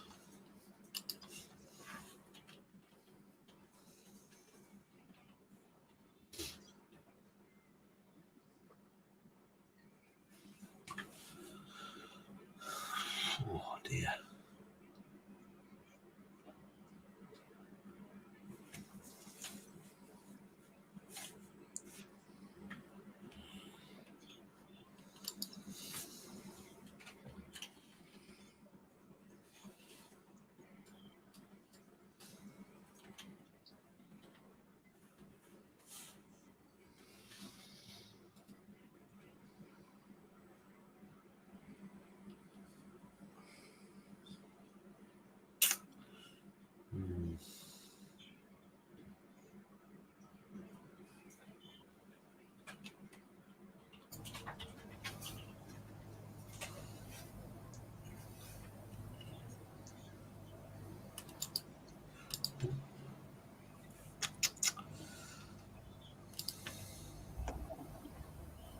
What's the first one? Sorry? What was the aircraft carrier again? The aircraft carrier was, let me just scroll back up because one person got it, hit the nail right on the head, and that was It Table was Hornet. Yeah. I now can't find the comment. It was Hornet. Okay.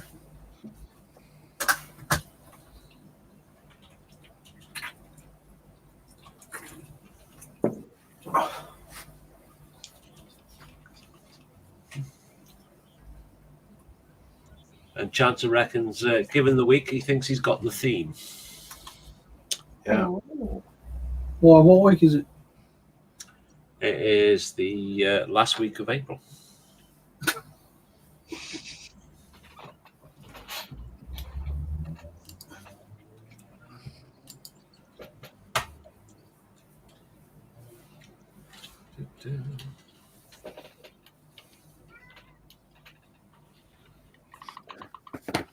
Yeah, we'll make that time, Karl. Okay, doke. Cool. So, who are we going with first? We'll start with Chris. Go on, Chris. What is it? I want to say Martin B26, 1 32nd scale. Gosh. That's a tough one. HK. Ooh, HK. Mm. Okay. Very Steve. out there. I think it is 172nd Italieri Mitchell B25 type BC. Oh, that's very, very specific, Steve. Yeah. I think somebody's found the image. James. Yes. It's a B25, 100%. I think Matchbox would be a very good guess, but I'm going to actually go Monogram in 172nd. Yeah, 172nd. Oh, I don't know. Monogram like a big kit, like. Yeah, see, that's why I'm hesitating. I'm gonna go. Let me go 148. Let's go in the middle. And last but not least, Karl. Yeah, I'm going very similar to James. B25, 148. And I'm going to say Monogram as well.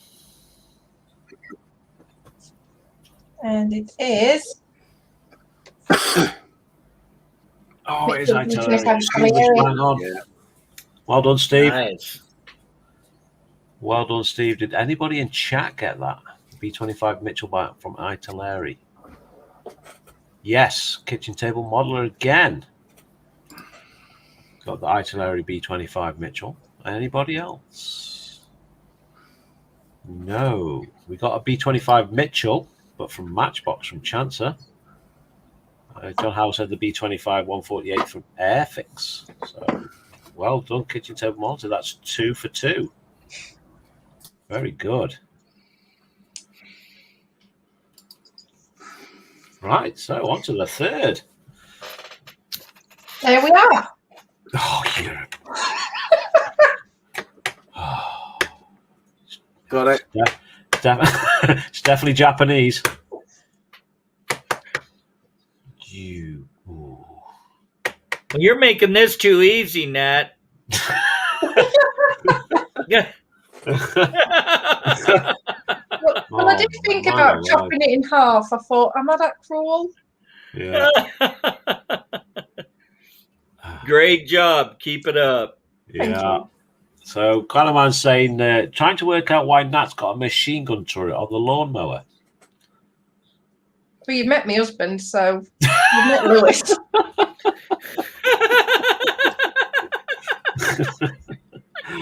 Oh, dear. That's my home front when he comes home. Yeah. Awesome. Awesome. I have no idea what that is. I'm going to guess an aeroplane.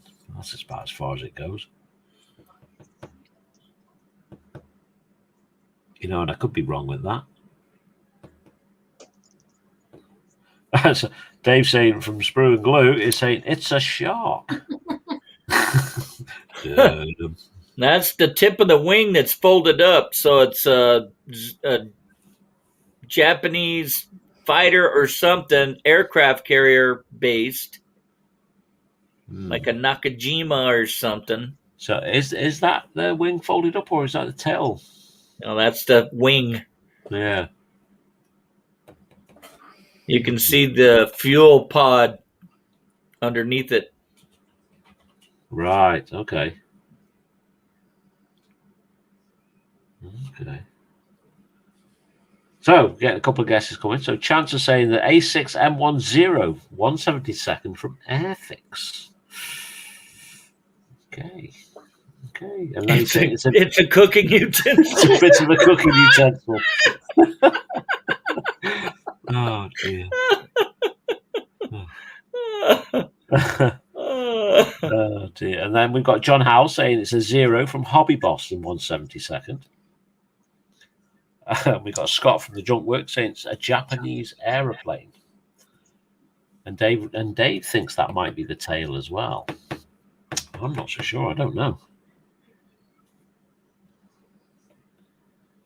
I'm not sure about that. Yeah, it could be. Now that I see that one little aerial sticking up in the front. Otherwise, that would be like a pedo sticking out. I've got a feeling that James might know this one. She's been a smart one and dropped this one all to pieces. You think you might know it as well, Steve? Possibly. Not quite sure. A motorbike coming.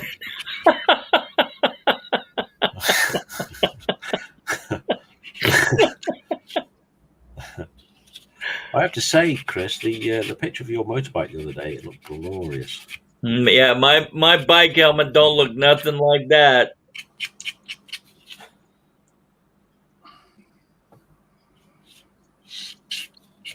It's been beautiful bike weather this week. Yeah, I've got a couple of days off next week.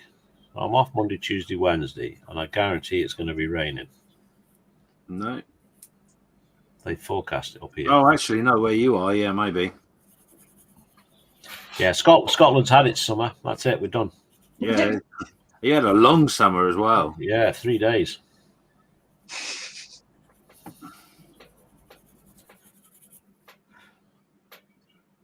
Yeah, the locals up here have to hide when it's weather like this. Because quite a lot of them actually get sunburnt when they open the fridge door.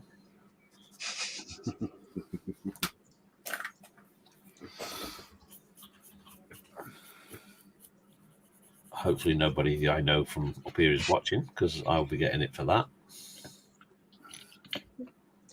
Last minute, guys, if anyone wants to get any more guesses in.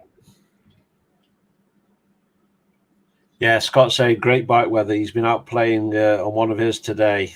Very nice. Yeah, I've been on mine the last 2 days. Yeah. And Chances say that's the vertical stabilizer. Note the trim tab on the aft. Mm-hmm. Yes. Okay. Okay.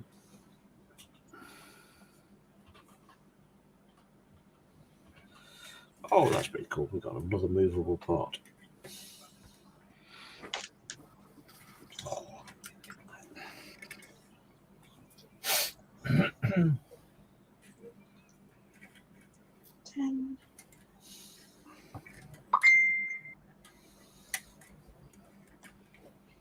Oh, this is going to get snapped. Sorry. Okay. There we are. There we go. Time's up. Oh, we've had another couple of guesses in. Not 100% sure it's a 0 from Chancer. Could be an Oscar. And Scott's just confirmed his skin colour's gone from pure blue to white. Blimey.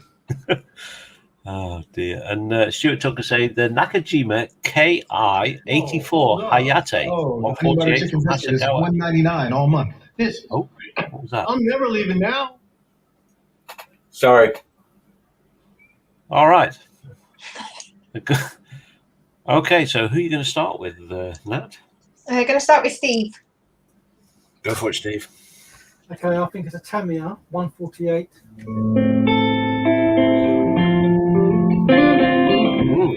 I agree. That's right. So, yeah, Tamiya 148 Kawasaki KI61 ID. And James?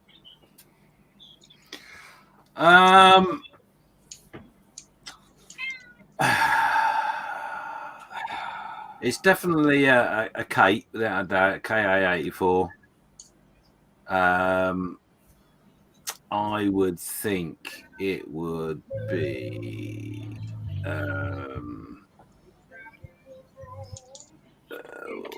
148 Hasegawa. And Karl. Okay, so before I take my guess, we've got a few more guesses that have come into chat. So we've got Lisa's Craft Station that's come in with the Kawasaki KI61.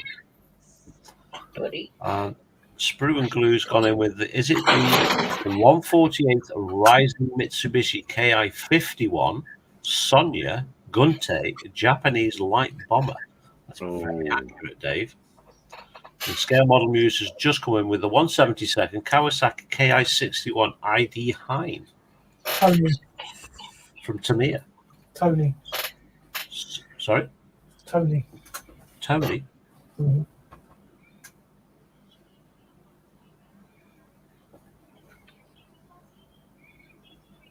Sorry, confused. Who's Tony? Hi.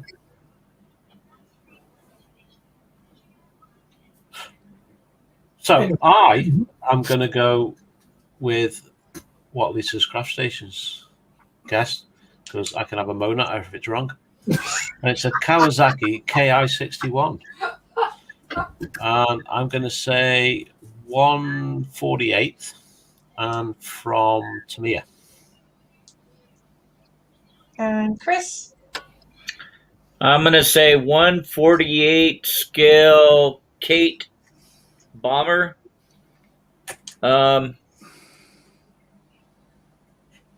Tamiya. So, what do we have? James? Yes. Oh, did you say you get them? Myself. There we are. Oh. Yeah! Kawasaki KI61 ID Hein. I think somebody got that bang on. Tony. Sorry? Tony. Oh, I'm Tony. looking at the box on my shelf. Let's see what you're saying now. So, I think it might be Muse that's got this one. So, Lisa got the Kawasaki KI61. So, that's there. That came in first. But then Muse came in with the 172nd Kawasaki KI61 ID Hein. But what scale is that one, Nat? 148. So, Muse, so close. Lisa didn't put a scale or a manufacturer, so I don't think anybody's got that one on the nail. So, who's the closest there? That'd be probably Muse. Because she's got the ID Hein. So, well done. Well done, Muse. Well done, Muse. Very well done. Very well done. So that was third, was it? It was. Cool. So we are moving on to the fourth. Yeah, Muse say, damn, so close. Oh, Nat. What?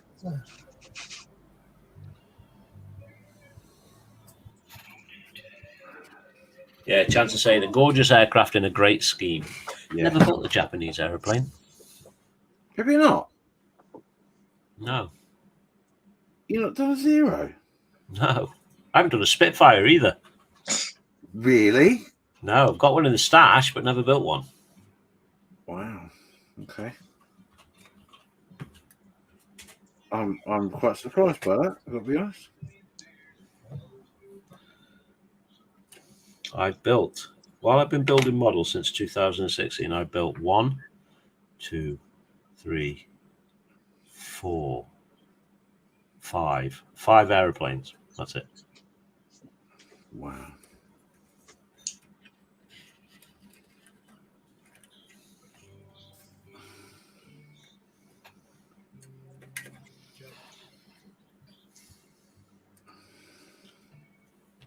Don't like that.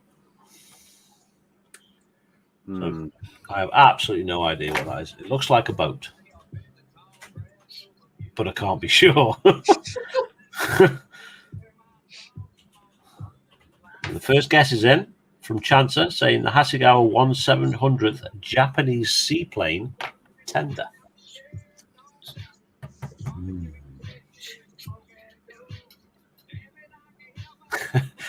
Scott saying, never done a spit, Karl. Utter blasphemy. Indeed. Like I say, I've got one in the kit, or in the stash, but never actually built one. I actually bought the one I've got in the stash from Mr. Paul Bertland. Bretland, as he's more formally known. So, yeah. Wow. That has surprised me, I've got to be honest. It's almost come out of the stash and onto the bench a few times, but yeah, it's like one of those, like, do I want to build it? No. I think that's probably why I'm surprised. I'm sure I've been around when it's come out of the stash, but I had thought you'd done it. I really did. Oh. Nope, not yet. What are you waiting for? The right weather. Inspiration. Mojo. Yeah. Time. Yeah. So yeah, so the guesses are coming in thin for this one. Nat, I think you might have got everyone with this one. So last minute.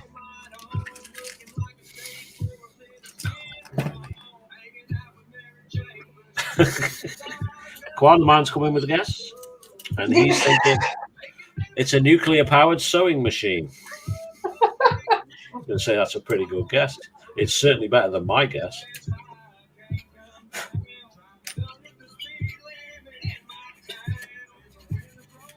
Oh. Love you too, Dave. Is that copyrighted music, Chris? What's that? Is that copyrighted music you're playing in the background there? I don't know. Because we will get I switched just off. sent it to you. No, because we might get switched off if it is. Because No. it has happened to us before. No. Just be careful. Last 10 seconds, everyone. Oh, so a couple more guesses in. Sprue and Glue saying, throw Nat overboard, please. Yeah. Chance of saying, could be a US cruiser stern. Look at the run of the smoke. Okay. Kitchen table model is coming with the Airfix 1/700th HMS Ajax. Yeah. We're going to start with James. Good. Might give us a chance. I doubt it.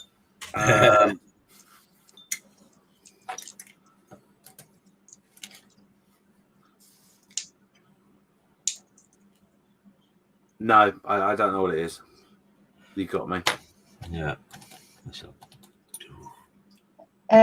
Karl?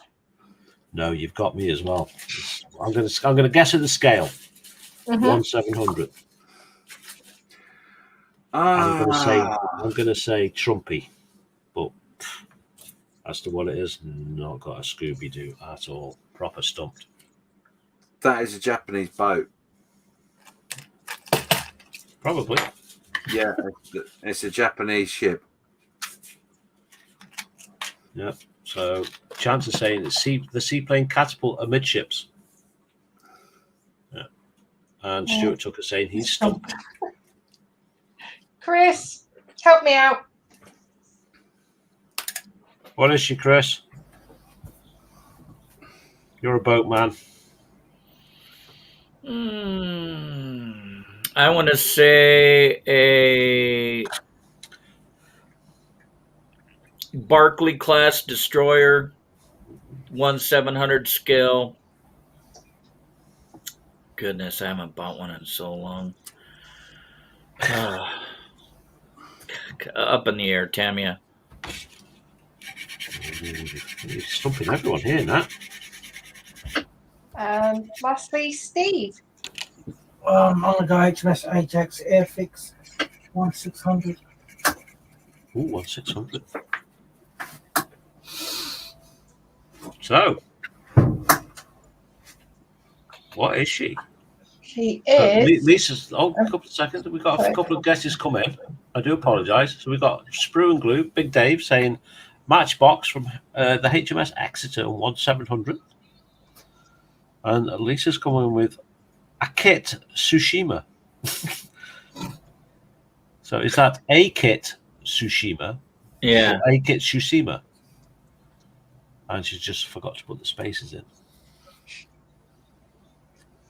And Michael Mitchell saying the camouflage pattern looks like USN to me. So, yeah. So, what is it? USS Salt Lake City. Wow. Wow. Got the scale right. Wow, that's cool. By HP Models. Right. Okay. So, Wow, that's a new kit too. did anybody get that right? I don't think anybody got No. that at all. No. Wow. No. I think Corner Man might have been closest with a nuclear powered sewing machine. Wow. Very, very clever. And Corner Man's asking, did your keyboard just sneeze, Lisa?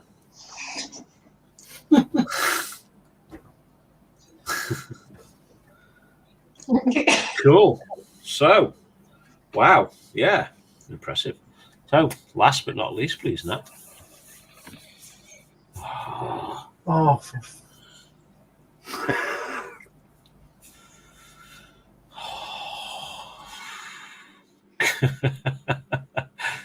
like my structures. What can I say?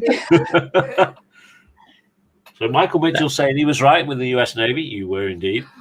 That's a dreadnought. I have no idea what that is. World War One. Ooh.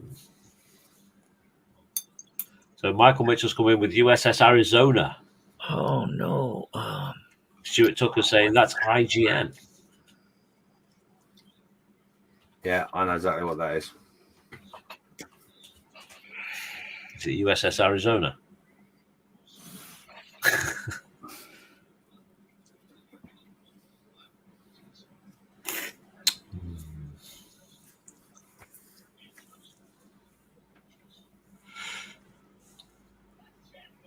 I have no idea. I'm afraid. Again, you've got me again. Oh, good grief.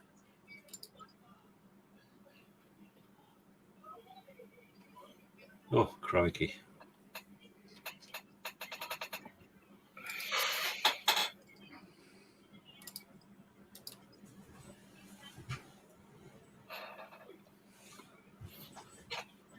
I've just taken a look behind me and Lisa's furiously Googling.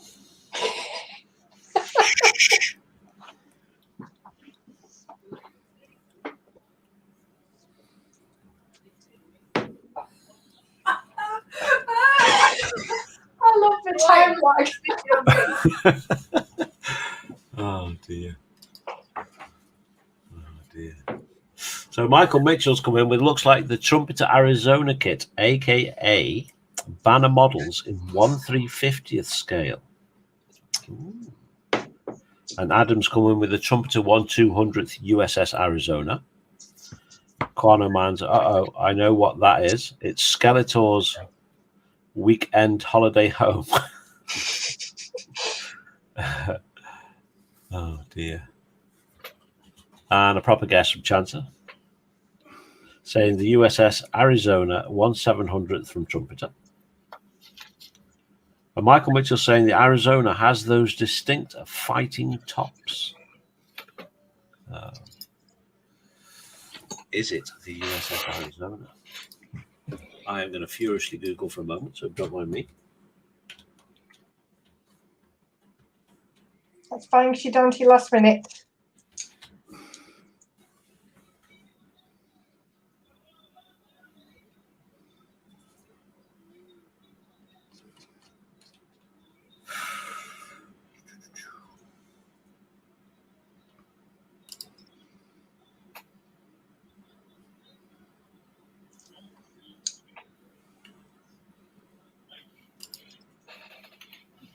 30 seconds.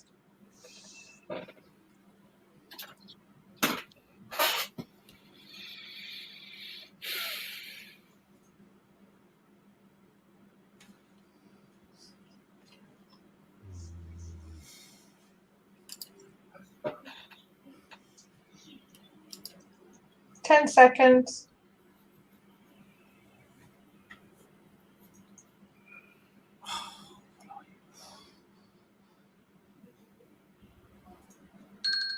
Time. Fingers down. Stop typing. Stop Googling. Move away from the keyboard. Oh dear. So, quick look through chat. Mark Shellard wants to know who's picked these. Well, depending on what happens, who you know, Yeah. I'll refrain from answering. So John Howell's guess with the Arizona from trumpeter in 1/200 scale. So a kitchen table model has gone with the 1/700 USS Texas. Ooh. So that's us caught up with chat for now. So where are you going first, Nat? Yours truly, Karl. Okay, so I am going to go with the USS Arizona. And I think it might be Rebel. I'm not 100% sure. And I'm going to guess at the scale.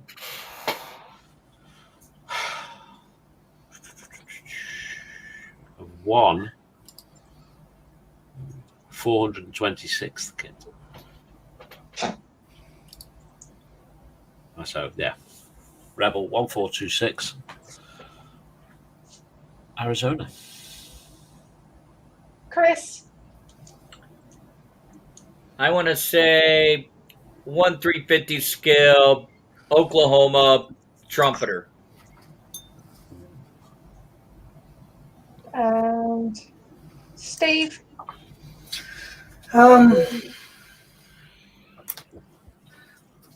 USS Arizona BB39. I don't know the model manufacturer, but I'm going to say 1/700.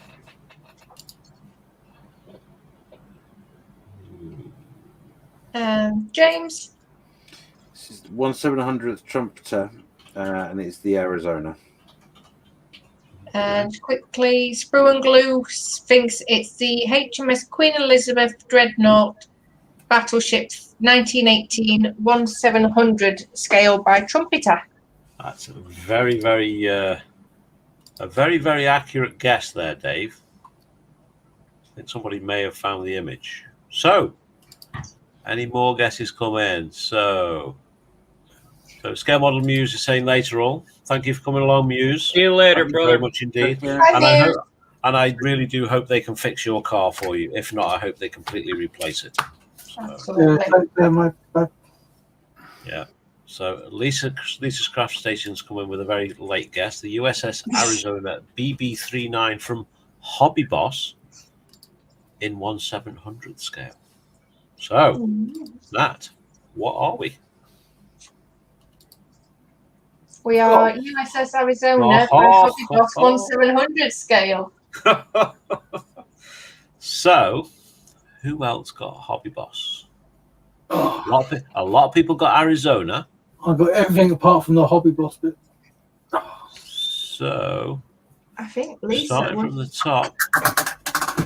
The thing is, the image is exactly like the image, but it doesn't say. A lot of people went with Arizona. And we've got trumpeter, banner models,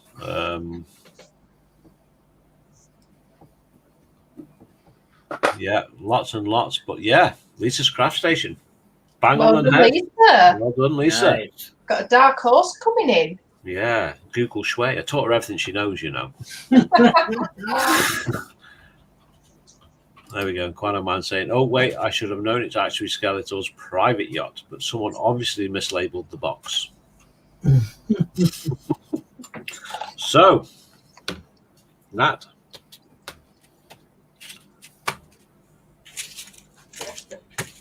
Can everybody? Yeah, go on. Guess the theme. See if you can put all the pictures together. I can't even remember the last two. Oh, man after my own heart. So Michael Mitchell is saying Lisa must have cheated then, eh?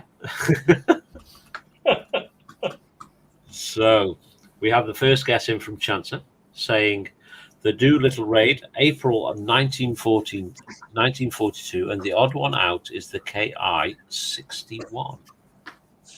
Adam has as well gone with the Doolittle Raid on Japan, 18th of April 1942. So, any more guesses? Any more guesses? We've got one more thing after we've done this, and that is to guess the theme of this week's video. And then we shall start to wrap up. So, come on, folks.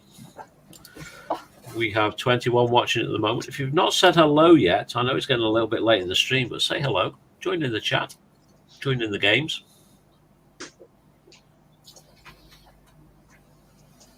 So, Michael Mitchell, Pearl Harbor Raid, December the 7th, 1941.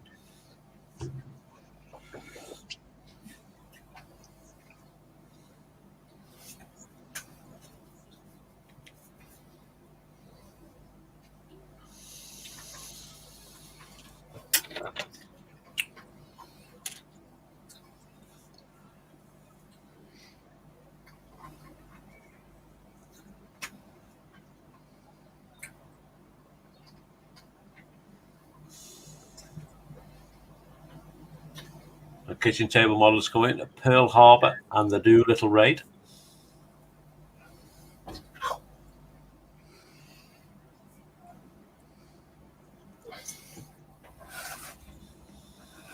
There's some confident guesses, but Yeah. have they gone the same track as I have? Yeah. I'm no good at doing these linking things together. Same on the E-model stream on a Monday night. They show you all the kit and you think, okay, I've got no clue.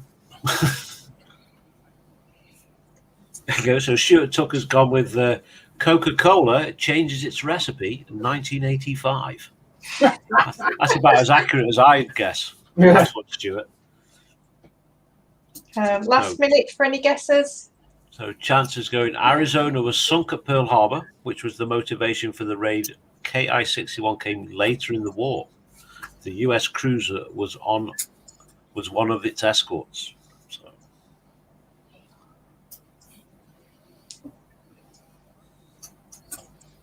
So, about 40 seconds left, people. Come on, make that guess. What's the link?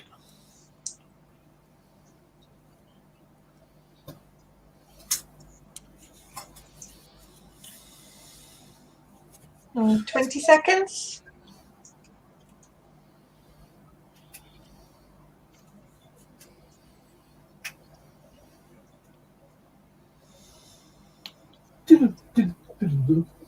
And Dave has come in. I guess Nat knows the answer. Michael Mitchell saying Enterprise was on her way into Pearl Harbor when the raid was happening. Didn't know that. Yeah. Yeah, I thought they were away on their 5-year mission. Explore strange new worlds. To explore strange new worlds. To seek out life. The new civilizations. And that's your time. There we go. Time is up. So, folks. So, I've read out what people have guessed so far. So, Nat, are you going to go round everyone here? We are. We'll start with Chris. The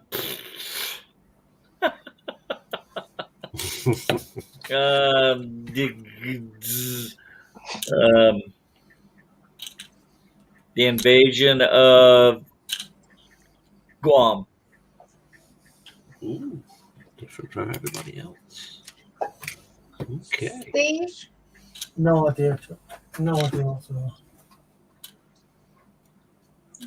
Come on, James. Go on, James. Put us out of our misery. It's the Doolittle Raids, which was on the 18th of April, which was the first revenge for the Pearl Harbor attack, which sunk the Arizona. Right. The assault Salt Lake City was escort for the Hornet. There we go. All right. Karl? So I have absolutely no idea, but I will go with what James said. And what the guys in chats have said. That would be Adam and Chancer. There we go. Yeah, Doolittle Raid it is. There we go. Awesome. Fantastic. Awesome. Fantastic work again, Nat. Yes. Absolutely amazing. I think someone thought the Japanese aircraft was a red herring. It wasn't. It was actually shot down by the B-52s on their way to Japan, apparently. There you go. Wow. Excellent. There we are. Fantastic. Absolutely fantastic. Yet again. Great job. Great job, Thank you Nat. very much. Brilliant. Nice one. Brilliant. I'm not looking forward to next week. One reason I won't be here. So, there we go. Done and dusted. So, who won? Who got the most answers correct? I am going to probably go with Kitchen Tabletop Modeler there. He got 2 for 2 at the start. I think he also mentioned what the link was.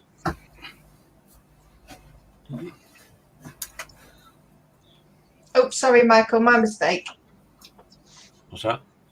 Because I said B-52 instead of the B-25s, so he just corrected me. Thank you and sorry. Right.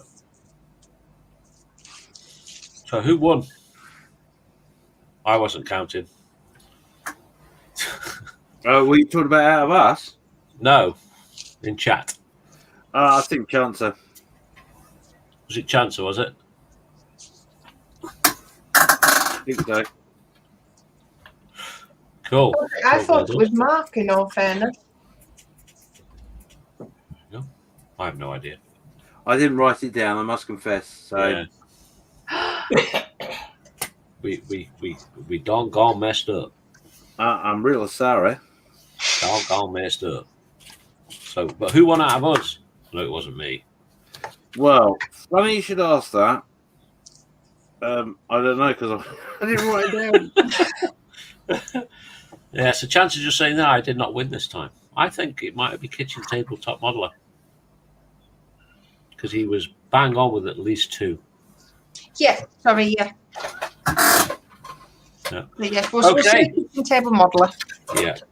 There you go. Well done, Kitchen Table Modeler. You are this week's winner of the same as last week's winner. Yay! Okay, so last thing as we are starting to wind up now. So there is a title to this video. And that title is Just Horsing About Trying to Get In. So, what's that cryptic clue for? Answers in chat, please. We'll go for 5 minutes as we start to wrap up. So, what's everybody managed to get done tonight? So, we'll start off with Steve. 1 second. Steve.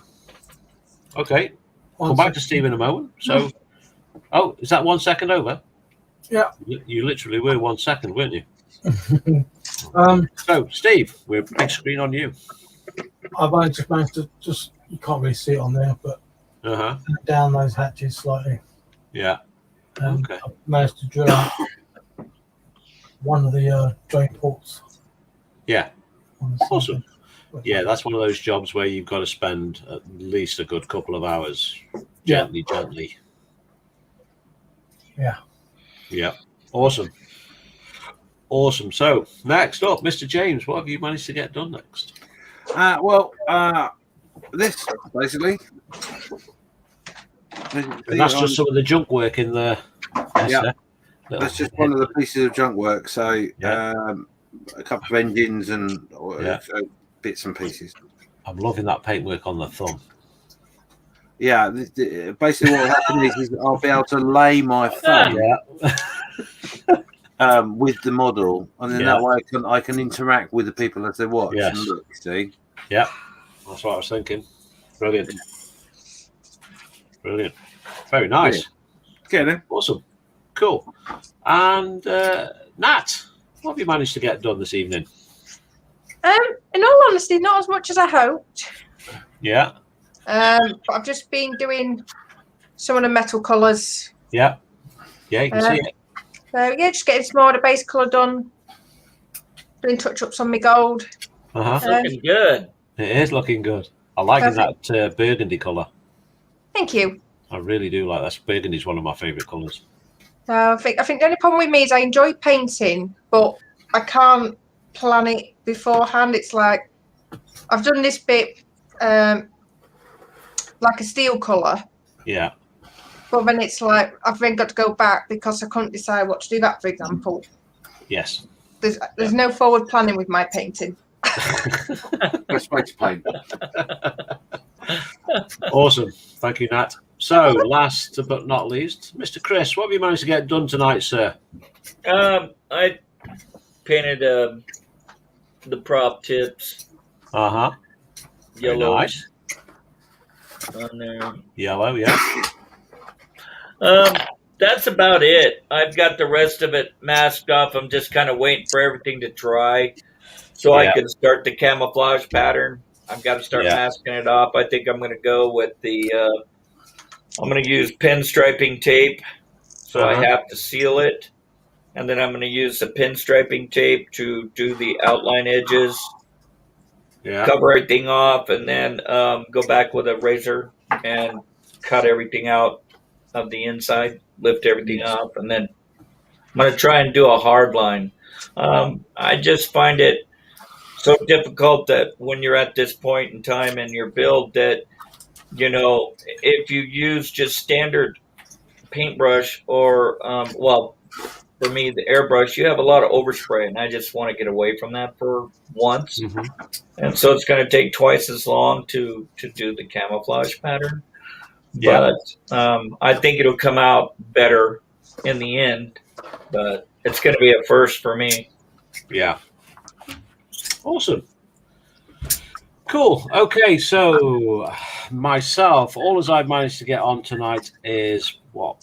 1, 2, 3, 4 pieces onto the side of this.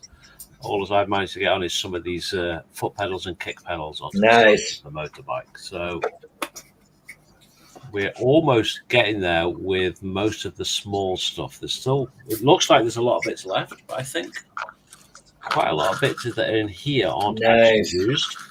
So, and then we've got to get the handlebars and the headlights on, and then it's just a matter of getting into paint before we put the hoses on. So, yeah, that's what I managed to get done tonight. Not a huge amount, but every little helps, as they say. So there we go. That is up to date on what we're doing. So the title, just horsing about trying to get in. What are we talking about? So the first guess in there was from Chancer, and that was, get on there. No, that's the wrong button. But that's Spoon, Big Dave saying he's got 5% of his Triumph bike built and painted. I thought it was a bit more than that, Dave. So, yeah, Chancer's saying, beware Greeks. Completely messing this up here. So Big Dave is saying, beware Greeks bearing gifts. So that's the first guess in there. No, it's not. It's Chancer with title refers to the Trojan horses. So that's the first guess. And then Big Dave is coming with beware Greeks bearing gifts. And Adam saying same idea as Chancer.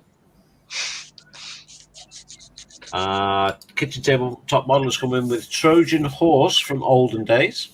Okay. And Scott's just reminded me, Kenneth will be happy to see you working on that bike, Karl. Yes, he will. Yes, he will indeed.